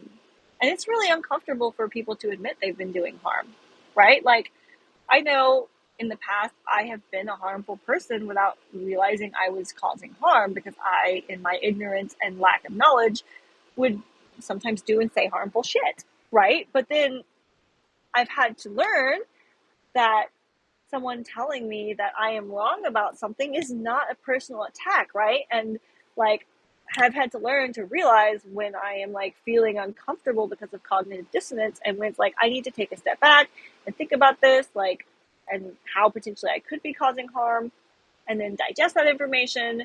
And like, people do these like apologies when they've been called out for causing harm a lot of times. I just feel it's really performative. They do them because they are feeling pushed to put out an apology. And for me, I don't like these fake ass apologies. I am more drawn towards changed behavior than apologies. Personally, I will apologize if I know I fucked up right away and I'm like, I can see why this is problematic. I'm sorry, my bad, I fucked up. Like, that's something I've learned as I've grown. But like, the real magic is learning and doing better in the future, not repeating the same mistakes over and over again. And so it's like, yeah, I've been the harmful person sometimes, and sometimes I might still be harmful without even realizing it, because like, I've got privilege and I've got spots where I don't know things, and so my own ignorance can cause me to unintentionally cause harm. But it's not the intent, in a lot of cases. It is like, what is the impact? And so I have to be mindful of the impact of my actions, and especially because I have a very large platform. Like, there is a lot of possibility for me to do a lot of harm with just a little bit of effort if I am negligent in understanding something. And so I try to do better and grow better, but so many people think it's a personal attack on them when you tell them they're doing something harmful, especially if you tell them they've been abusing and harming their own children. Like, nobody wants to hear that. That's like a big cognitive dissonance block right there. And then some people, like, they don't feel they have better options and tools available to them, and so like ABA is the only thing they have. Um, and so like that really is hard to hear. Like, the only thing you have is hurting your kids, or it's like they're doing harm reduction, and it's like, they think, well, this is less harmful than not teaching at all. But I worry because, like, as a young person, like, these were skills I needed to survive, right? Like, I had to learn to make myself small, to fit myself into these systems that wouldn't flex to meet my needs. And it was a survival skill I did to stay safe, but it fucked me over as an adult, because then I grew up to be an adult that didn't have the skills I needed to protect myself from abuse and manipulation. And I had this complex trauma dissociative condition that I developed because of this aspect of parts of me were shameful, parts of me were unacceptable. And so I was pushing down and shaving off parts of myself and denying my own feelings and denying my own wants. And the self-denial and self-abandonment was so bad that, like, it harmed me so much in adulthood, because I couldn't have safe interpersonal relationships. I was literally drawn to people who wanted to hurt and exploit and abuse me. That's what I was drawn to. And because that was familiar and that was comfortable and that was what I was used to growing up. And so it really set me up for failure as an adult, even though it was like what I had to use to survive as a child. And so, like, with good intentions, people were trying to shape me into who they thought I needed to be as an adult, but it really just kind of fucked me over. And I've spent the last 9 years of my life trying to unfuck myself from it. And so it is really dangerous. And I think especially about multiply marginalized young people who are already at a disadvantage, and just how we are putting so much more shame and responsibility on them, blaming us for struggling in a system that is just fucked up, instead of addressing the fact that this is a systemic problem. It's not a you thing. The system is fucked. And, I never had a chance to think like, oh, it's not my fault. I was raised to think I needed to change. I was the problem. And so I didn't expect other people to meet me where I was. I didn't ever expect other people to change. It was like I always internalized automatically that I was the problem and I needed to change. And so I was always like copying the neurotypical, neuro average people around me without even knowing that's what I was doing, because that was a good person. And so I needed to make myself to be a good person. And I remember the church also from a young age, I was a bad person, right? So I was bad. I was flawed. I needed to make myself into a person, like, without even being in the formal ABA program, because I wasn't diagnosed as autistic, but the school had its own like behaviorism program that was applied to everyone in the classroom. And then I was also in special ed and gifted and talented. I was in a lot of different education programs. I was in that fundamentalist private school for a while. And so, like, having this behaviorist lens applied to me, even without having an autism diagnosis, and actually especially because I didn't have an autism diagnosis, all of my autistic traits that were like struggles or disruptive or like just made me stand out were not seen as being autistic. They were seen as behavioral issues, behavioral problems. And so I was treated even more harshly through a behavioral lens, because I wasn't given the grace like, oh, they are autistic. It was, oh, this is a bright kid that is intentionally acting out, intentionally not trying, intentionally not applying themselves. And so it was like blame was put on me. Blame that I didn't deserve. It wasn't mine. And I had to learn to accept the blame and the idea that I was flawed and I needed to become better. You know, that, they're autistic kids are not a person. You have to build them into a person with ABA mindset was applied to me without me ever being in a formal ABA program. And I really did internalize, for the first 30 something years of my life, that I wasn't enough because of it, and that like I needed to shave myself into something that was acceptable. If I wanted people to be kind to me, if I wanted people to like me, if I wanted to be successful in life, I had to mirror other people, shave off pieces of myself that weren't average, normal, acceptable, and become someone I wasn't. And so when I was diagnosed autistic, I had no sense of self at all 9 years ago. No sense of self, completely self-abandoned, and I was fucked in the head. And I was in this total mental and physical health crisis. I did not want to live anymore because it had just beat me down so much. Uh, and so that really is this danger of like shaming people and pushing them towards self-abandonment and pushing people to put themselves, their needs, and their innate traits in a box of unacceptable, and encouraging us to be like and assimilate with other people. And it's like we've seen this in the history of American culture. With colonization here in America, when they put indigenous people into residential schools, they took children away from their families. They shaved their heads. They took them away, and they had this whole kill the Indian, save the man thing. It's tied into the history of this country, like forced assimilation, and it's really fucking toxic. And so like that's why I'm like very against assimilation in all its forms. So that's why I have my shirts refusing assimilation into neurotypical society, and I've got a new one coming out this fall. Hopefully by the beginning of September. We'll see if the sample gets here in time. I'm really excited about the next one. It's kind of like got this apocalyptic font on it. I'm doing a new shirt every quarter, or like every season. So there was a winter shirt, there was a spring shirt, this is the summer shirt, and I'm getting a hoodie so I can show you the fall shirt, and I'm really excited about it. So that'll be out soon. This one's going to be coming to an end soon if you like this one. Some people don't like brains, so it wasn't for everyone, but I like brains. I'm interested in brains. But so that's like why, because just through my life, the forced assimilation really hurt me.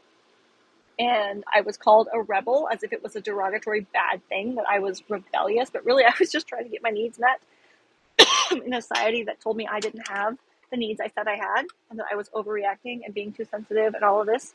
I was called a rebel, but really it was just like, I wasn't really a rebel.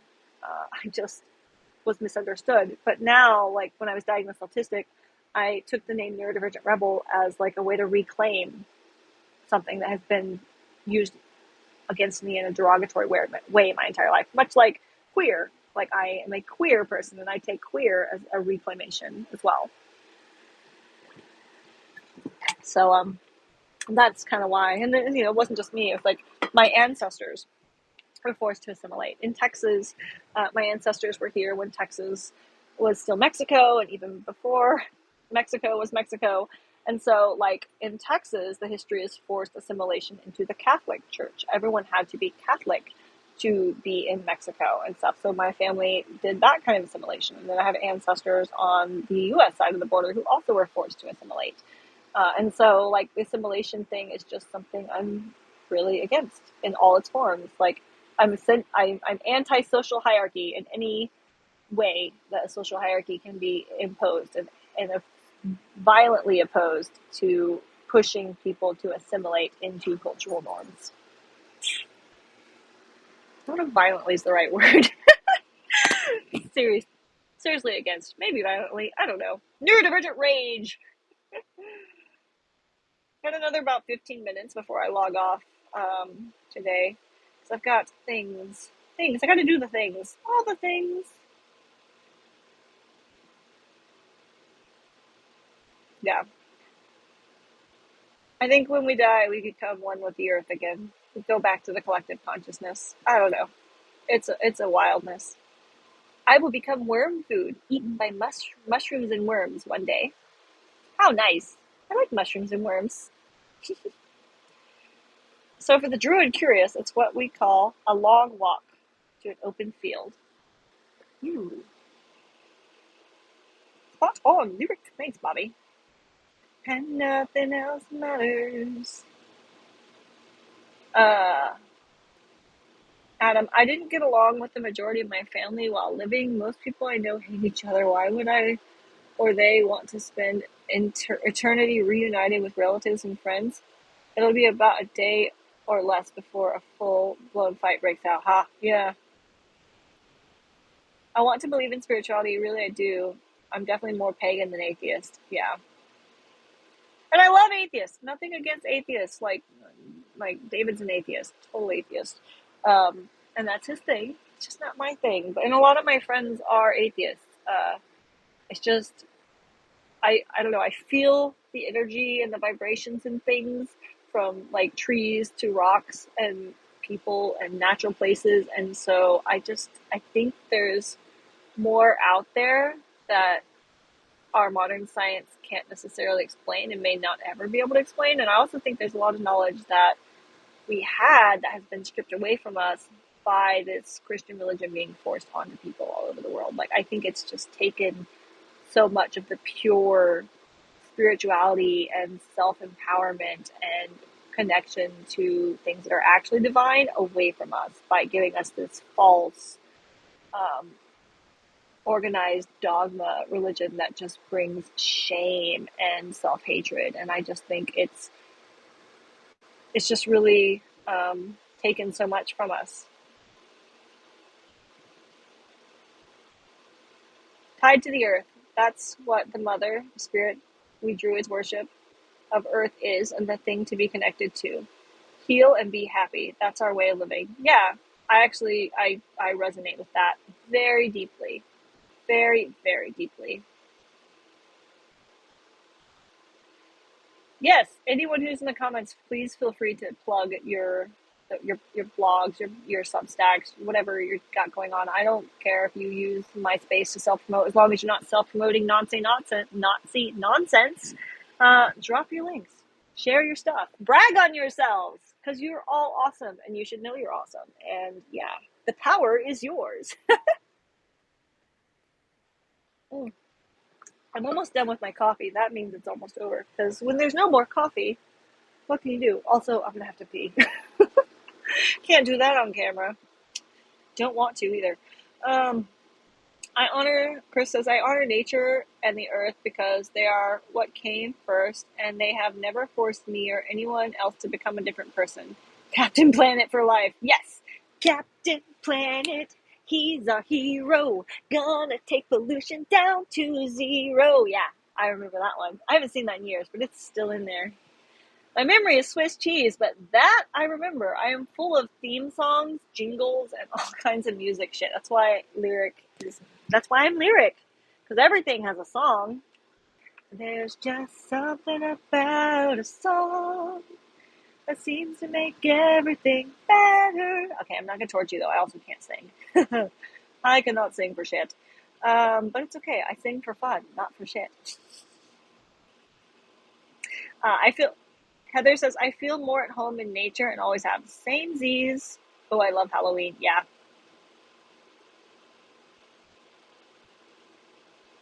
Great song. Every Day is Halloween by Ministry. I don't think I've heard that one, but it sounds like an interesting song. I may have to check it out. Yeah, it's getting very frustrating how many times we have to keep repeating. We literally warned you of exactly this. Yeah. Like, I'm sorry, for years I was like, Project 2025, we should be worried about the Christian nationalists. And people are like, you're overreacting. You're an alarmist. This will never happen. It's unconstitutional.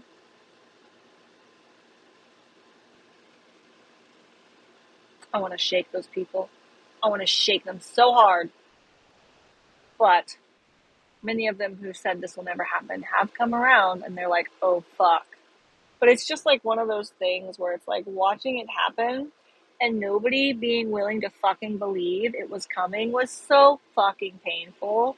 It was like watching a train wreck train derailment in slow motion, and it's just like, this is gonna happen. And I was like, no, it's not. And it's just like watching it happen, and now it's fucking here, and people can't deny it anymore. And it's just like, I fucking really would have liked to be wrong about this. Like, I didn't want to be right about Project 2025. I didn't fucking want to be right about it. Like, I really fucking wanted to be wrong, right? It's not the kind of thing you want to be right about, and here it is, and it's like now fucking undeniable, and ooh, because it's like, it's almost too late to do shit about it now. Like, maybe not too late. We don't want to be like in despair. Like, there are things we can do, but it would have been a lot easier if we didn't let it get to this point, you know?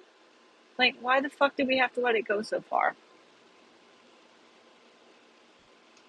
I cannot believe I'm old enough to have benefited from access to rights. I'm a survivor who did have an abortion that was a result of our APE. The fact that others cannot do the same now shatters my heart. Yeah.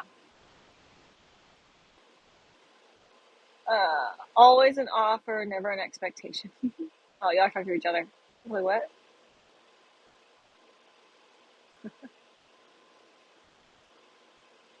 I love that y'all are communicating with each other, building community with one another.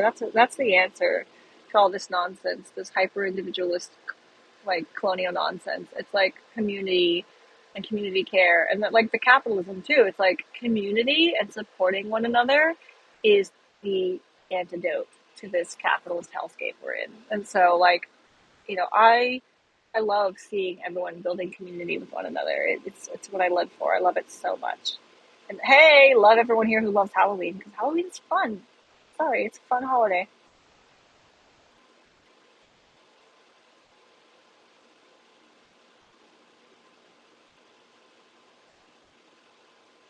I was a runaway editorial promotional makeup artist. That sounds exciting. Yep, animals don't have souls. I was told that in kindergarten and was devastated. My mom went into the school the next day and told the teacher to none off. Yeah, that didn't work for me. That's not how I was raised. It's a really fucked up thing to say. I was like, fuck you. Animals don't have souls, my ass. Animal has more soul than your fucking Christian minister. Sisters of Mercy. I don't know this one, but it seems like it's something I'm gonna have to look up. If you look into an animal's eyes, you know on an instinctual level, primal, that there is a soul or spirit, love, whichever term you prefer in there. Evangelicals demand you ignore the things you were just born knowing. Yeah, exactly. And not even just born, like, I was raised to believe, like, even plants were animals, like, in a way. So it's just the antithesis of what they teach. And, like, okay, look at this thing right here. This thing. Bear. I love you, Bear. Hi, baby. Look at her little soul. Look at this soul right here. That is a soul. I am sorry. Nobody's going to tell me this kid here doesn't have a soul and is not sentient, or any of the other four kids I take care of. Like, they have souls. I love them so much. And, like, that just was never going to work for me. Yeah. But I was even, like I said, I was even taught to respect plants. So, yeah, it just didn't work.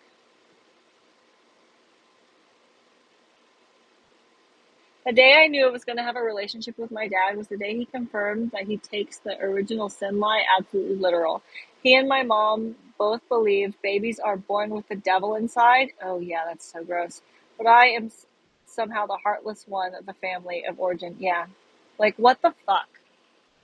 What the fuck? There's a song about that. What the fuck? Yeah. Anyway, I spent 30, Peggy says, I spent 30 plus years in Christianity, and I agree so much with what you're saying. The space doesn't allow me to fully explain that. Yeah. It took everything in my being when none in my school told me, when my dad died when I was 15. My grandma had some interesting stories about the nuns in her school. Like, yeah. My grandma was listening to, like, opera music, uh, records, I guess. And then the nun took the music away because they found out my grandmother was translating it into English. And if anyone knows about opera, it's pretty spicy.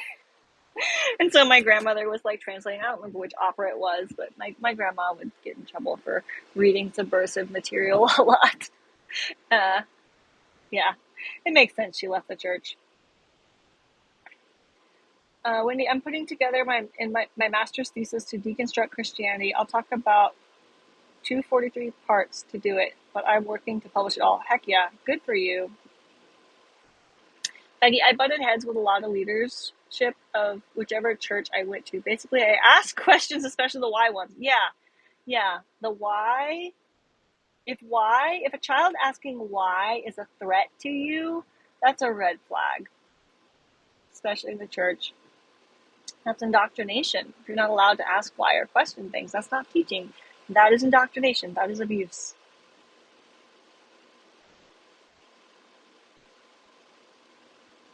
Yes, anyone wants to plug their blogs.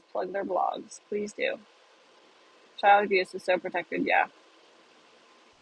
Because, and I hate that indoctrination isn't considered child abuse because, like, the wounds of indoctrination aren't visible, like on your skin. You don't see the bruises on you from being indoctrinated. But for me, the wounds of indoctrination were so much deeper than any time anyone physically abused me. Like, well, I mean, depends on the kind of abuse, but I mean, like, physically, like, if I got punched in the stomach by someone, like, I got punched by a kid in the school bus once because I was sitting in a chair in the back of the bus, and the guy came up to me, he was like, you're in my seat. And I was like, well, we don't have assigned seats. We can sit wherever we want. And I didn't understand, like, he was threatening me that I needed to move out of the seat he wanted. I thought he just really didn't understand that we didn't have assigned seats. And I was like, oh no, we're allowed to sit wherever we want. We don't have assigned seats anymore. This isn't elementary school.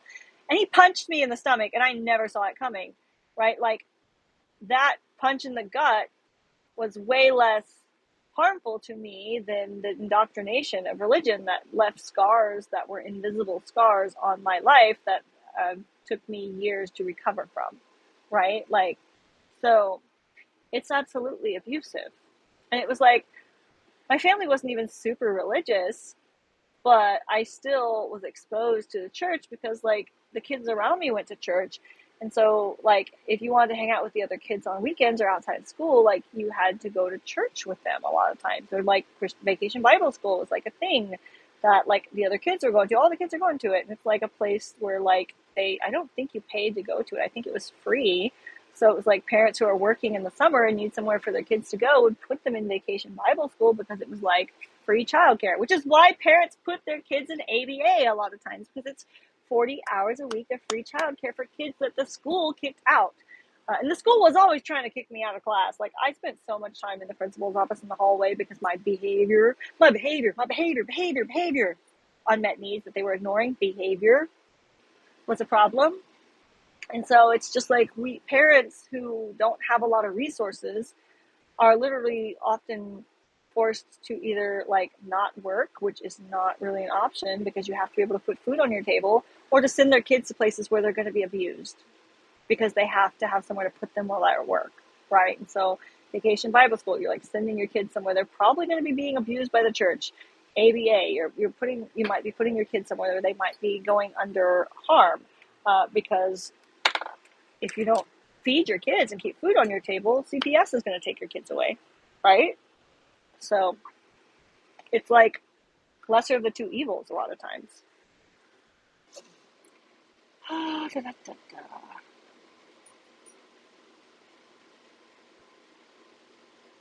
Also, part one article. Okay, you're talking about the articles. I love you all sharing with each other. Yay for community building. Yeah, the more you think about it, the more insidious religion can be. Yeah. I figured out Christianity was actually hate and control created by men. Yep. No lies detected. Purity culture is that on steroids. Purity culture is so toxic and so gross. So gross. They don't like the why questioning, no. Patriarchy. Remember, Constantine started this whole Christian thing as a Roman emperor to control the world. Yeah. And the Crusades, like it's so much toxicness in it. It's just so toxic. That's the thing that's really toxic about it, is that the evangelicalism, the need to spread it to others, and the idea that if you aren't saved by this religion, you are a doomed sinner, a heathen, unworthy. And so, like, you don't know what's good for you. Like, they think we don't know what's good for us, and they think it's their job to indoctrinate us into their bullshit. They think it's their job to colonize and spread their religion all over, and like that the rest of us who don't follow their religion are like lesser beings because we don't follow their religion, and so they have to save us. And it's like, nobody fucking asked you to save me. Leave me the fuck alone. Like, get out of here. Nobody fucking wants it. Get bye. And that's what's so fucking toxic, is that they think people who aren't in their religion are like just compromised people that are not worth anything because we're not in their club. That's a cult. Some cult-like nonsense right there. The ones who complain about us speaking out are the same ones who don't actually read their religious text. Yeah, exactly. The devil did it. They love blaming everyone but themselves. Mm-hmm. That was my favorite question. Yeah. It's like, when like they say Trump was saved by God from that shooter, it's so disgusting and disrespectful, because it's like, okay, your God could save Trump, but he killed those other people in the rally. Your God can save Trump, but why can't he save the children who are dying of cancer? Your God saved Trump, but why can't he stop natural disasters from killing people? Oh, the devil did those things? Well, your God is all powerful. Why can't he stop the devil? If he's all powerful, why would he fucking create a devil? If your God is all powerful, like, why test people? Why just not show them the way and not, make us depend on faith? Why not give us evidence that he exists? Sounds like he's not all powerful to me. Sounds like he's a manipulative asshole that, like, okayed slavery and genocide. What the fuck? Oh, tell an evangelical that you've read the Gospel of Judas, and then have them tell you it's not real. Then prove it to them. You'll get some fun looks. Yeah. They like to cherry pick and pick and choose only the parts that, like, are convenient to their beliefs. Like, so many of them nowadays, like, if like, Jesus is too woke for them. Like, seriously, like, they don't want to follow the teachings of Jesus. Like, I've seen some, like, we need to go back to the Old Testament because Jesus is too woke. Exactly, Wendy. Constantine removed parts of the religion he didn't like. Any references to reincarnation? Yeah. You're not wrong.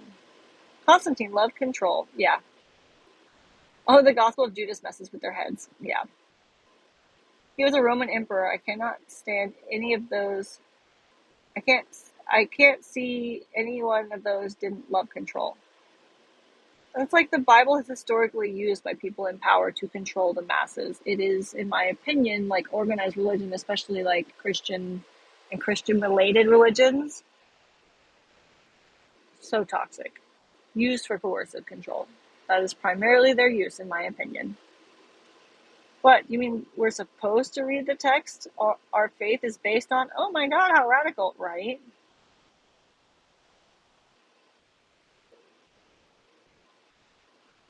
Chris, I've studied at the college level multiple religions and their entire systems plus their histories, and yes, Christianity and Catholicism were included in them, as well as Buddhism, Taoism, Judaism, Islam, and many indigenous belief systems. So it's hilarious to me when Christians tell me, you don't know what you're talking about when I correct anything. Yeah.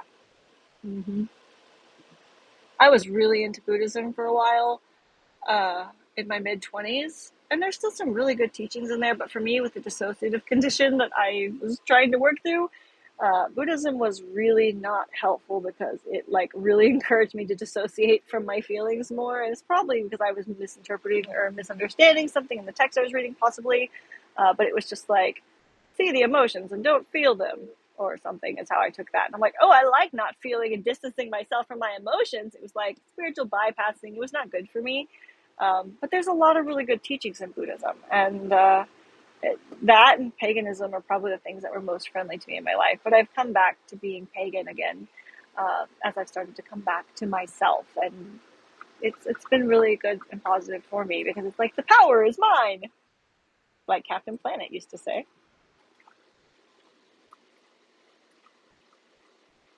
Constantine's Sword by James Carroll is a good read. I've not read it, but I'm reading that out in case anybody wants to take a book recommendation.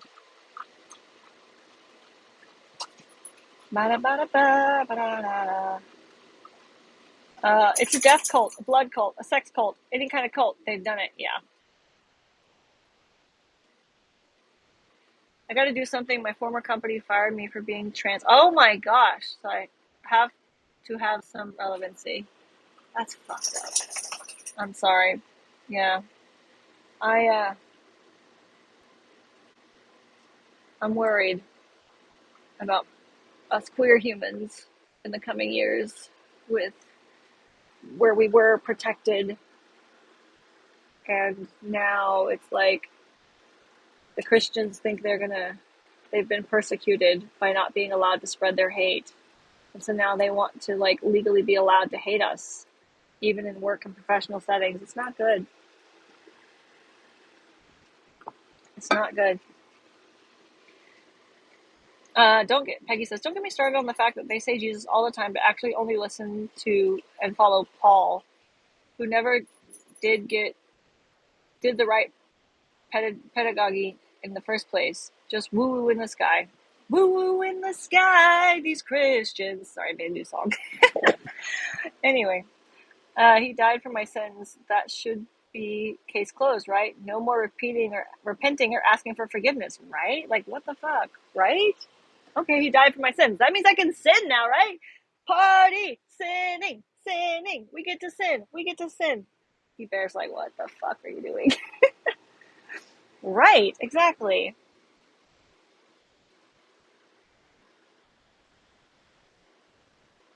The Catholic Church at least admits to stealing and taking shit to form and shape their theology. I don't want to get started on Catholicism. You know what I remember about going to the Catholic Church with my great grandmother when I was younger? Because she would go to church. She'd like wear her little hat so the sun wouldn't get on her skin. She'd wear her little gloves. Um, and then we go to church, and it was like they had really uncomfortable seats and those wooden pews. And it's like they had really pretty stained glass windows sometimes. But it was a lot of stand up, sit down, stand up, sit down, stand up, sit down. It's like, oh my gosh, my knees are getting tired. Really boring also, and like especially when you go to a Catholic church and it's like all in Latin. As a little kid, it was so boring. It was like the most boring church, and they had the hymnals. No thank you. I love petty names for their sky daddy. That I mean that's pretty much says God is queer and non-binary. Yeah, I mean, why would God have gender? Old school ABA. Damn, what a link. Yeah.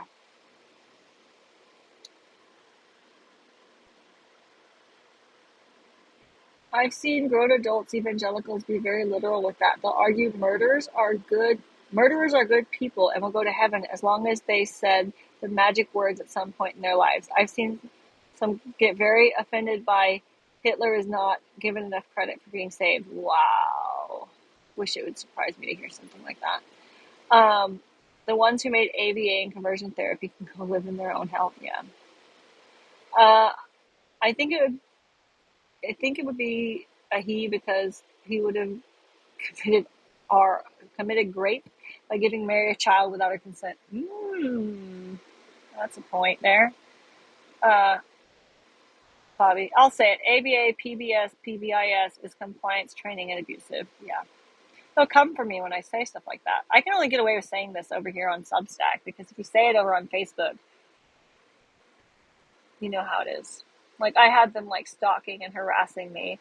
It really got me in trouble when I went to the Texas legislature several years back. I think it was like 2019, and I said in open session that it was abusive and that a lot of these parents didn't actually know what they wanted and been basically tricked into thinking this is something good for their kids and that they couldn't be trusted to know what's good for their own children because they, because of it. And I would go to these meetings and I would wait till the very end and I would listen to all the testimonies and then I would go last. And so, like, while the other testimonies were going that were for ABA, I would write down all of their different points that they were making, and then I would go last and deconstruct each point that was made line by line with facts and basically fact checking them. And so I started getting death threats from people. I got this one woman that was really, she was in Canada, I don't know what the fuck, but she was like really obsessed with me, and like it was really sketchy and really dangerous. And so um, I really changed the way I do things over the years. And now it's like, fine, I'm going to tell my stories on why this shit's bad and what happened to me personally, because they can say, oh, how can you possibly advocate for these, our families and our kids, because they're not like you, they say.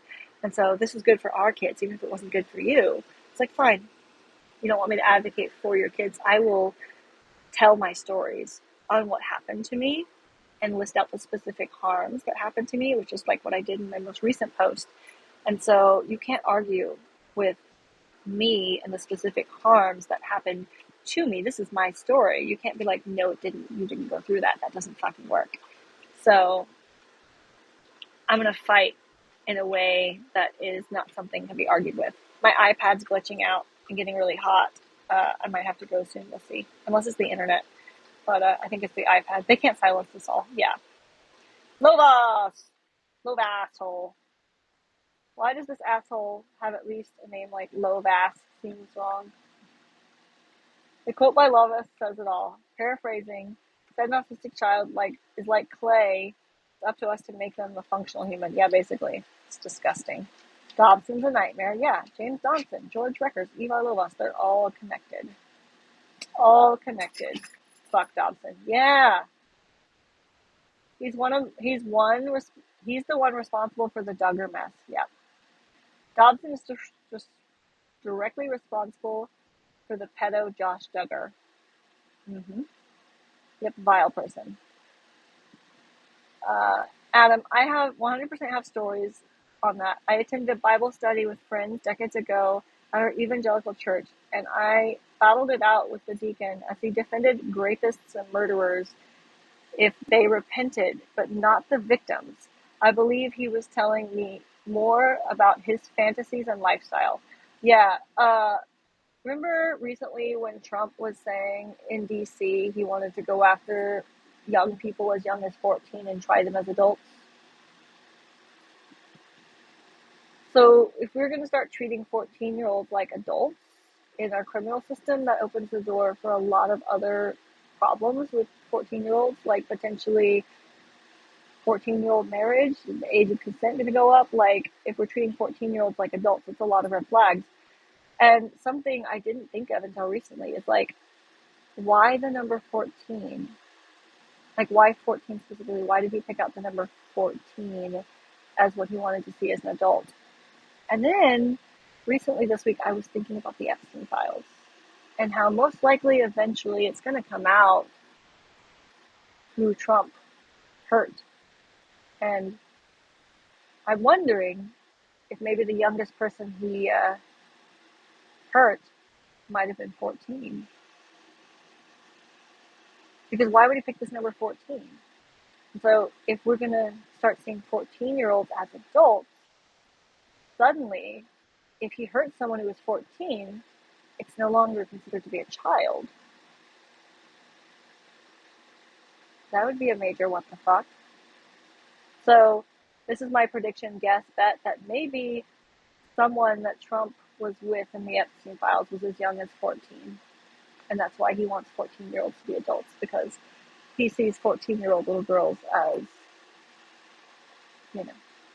available adults. It's just a guess, just a speculation, but it is something I would not be surprised, and we'll see if it comes true one day when those files eventually do come out. I remember some paperwork using the term compliance form around when my son started school. He's on the spectrum. He's over 21 now. Yeah. Mm-hmm. Compliance and behaviors. ABA can and does lead to grooming because the freaking child learns they cannot say no to authority or perceived authority. Yeah. And it's not just ABA. There's a lot of things that, especially in America, are like billed under ABA that aren't even ABA to get the medical insurance to cover it, because that's the only thing that's covered. And then also, there's like a lot of things that are going by new names that are doing the same thing as ABA, but they're calling it other stuff because ABA has become so unfavorable. Good luck, Peggy. I have an appointment to speak about this very thing at my kids' school this morning. Bye, Wendy. Thank you for dropping in. glad the coffee talk was helpful for you. There's been a trend on some other Substack groups to call it the Red Hat regime, and followers the Nationalist Christian Party because it's short for it Nazis. I will. I say it with the silly Southern accent on purpose. Bless your heart. I actually didn't pick up the Southern accent, which is kind of interesting. People are always like, "You're from Texas? You don't sound like you're from Texas." And I'm like, echolalia? I learned to talk based on TV? I don't know. AirPods just died. Which one? My AirPods died. But that's got to be the end of it then, because now you're not going to be able to hear me very well. Like, can you still hear me okay? Because I've got this air conditioner on and it's a big loud fan, and I think I've just we've learned how far they can go. I'm going to have to look it out. Let me know how the audio quality is now that I don't have AirPods anymore. For non-blondes. What's going on? And I said, hey, yay, yay, yay, hey, hey, yay, yay. I said, hey. I'm sorry. I'm off key. I know it's probably torturous. But I love that song. Apologies don't mean shit to me unless there's changed behavior. Samesies. I need to come to more of these, but I need to go. Yeah, no worries. I'll put the replay up. It'll probably be up in a couple hours. It has to process. A person who is emotionally immature on a really deep level can spot them quickly, since my parents still are, will never accept that they have harmed someone who doesn't deserve it. I wasted years trying to phrase it if it was, are they choosing or not able to see this? Now I just focus on the fact that whether they can or can't doesn't matter. What matters is they don't. And those aren't people I want in my life. Whoop, whoop. Yeah. Let me scroll down here to the bottom real quick to see what you're saying about the sound. I'm good. Okay, good. I just wasn't sure how the noise canceling is without the AirPods. Now I'm reading from the bottom up, so we're doing the comments in a different order. I'm probably going to have to go soon, though. Because I'm going to have to pee. I'm going to have to pee. I'm going to have to go. I drank all my coffee and all of my lemonade, pretty much, so it's over. Western civilization culture is extremely neuronormative and ableist. Yes. So it makes the goal and dream for many parents to have a family and world without any neurodivergence. And ABA promises falsely that it's going to bring them as close to possible to that offensive vision. Yeah, I agree. So parents who have bought into that myth will often do and allow anything. The same principle applies to conversion camps, and I refuse to call those torture centers therapy. Yeah, exactly. I don't disagree with any of that. And the other thing about this is, okay, maybe some neurodivergent kids could potentially be shaped to where they can appear close to normal or appear close to average. It depends on, the neurotype setup and the other difficulties we have, right? But some of us, no matter how fucking hard we try, we won't be able to meet this normative expectation. We're never going to pass as normal. And in my opinion, it hurts those of us who won't be able to pass as neuro-average or neurotypical when neurodivergent people are trying to assimilate because they can reach this goal. Like, I think those that are for assimilation hurt those of us who will never have a chance at assimilating, even if we wanted to. it's just at odds. It's like the gay people that want to give up their gayness. Like, they are hurting the rest of us. And they're hurting themselves, too. Oh my gosh, this is freezing up so bad. The iPad's on fire. They could literally wipe out world hunger instantly if they sold a portion of Vatican City. Yeah. But they won't. They so desperately want to go to heaven, but none of them want to die. Yeah. Even when indoctrination attempts but fails, e.g. a child doesn't believe a word of it, like it did with me, it still leaves scars. You learn that the adults don't see you as a person. Yeah. NJ, many indigenous people believe all things great and small have a spirit. Why? They give thanks to them for giving their life for the people's substance. Yeah, and that's kind of what I believe too, actually.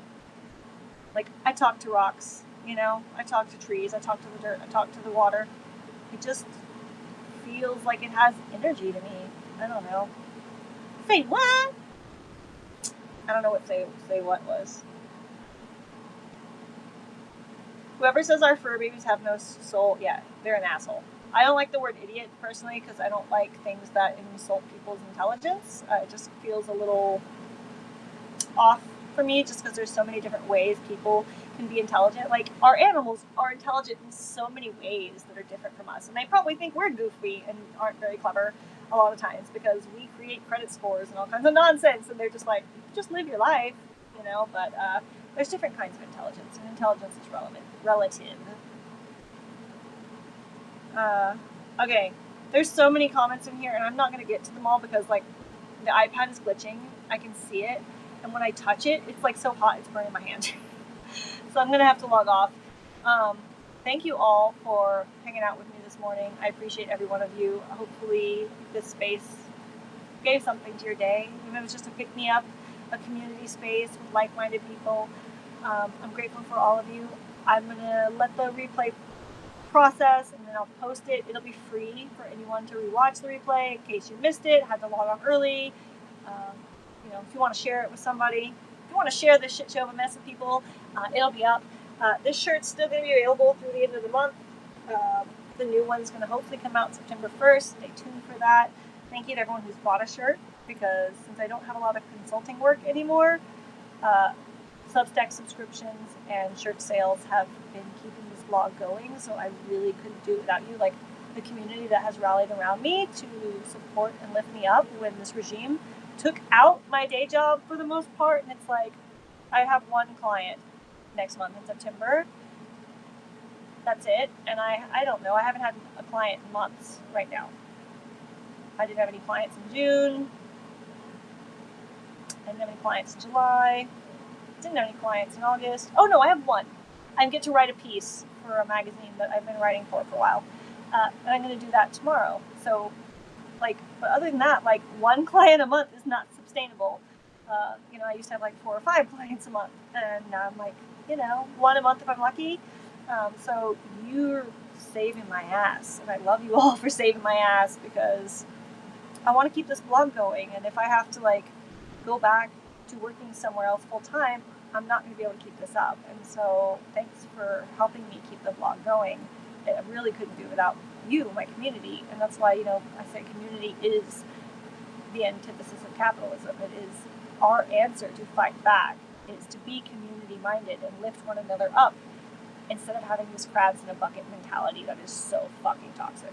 So anyway, I'm going to log off before the iPad kills us and dies, because it's the lag is so bad right now. I don't know if you can see the lag on your side or if it's just on my side, but it looks really bad.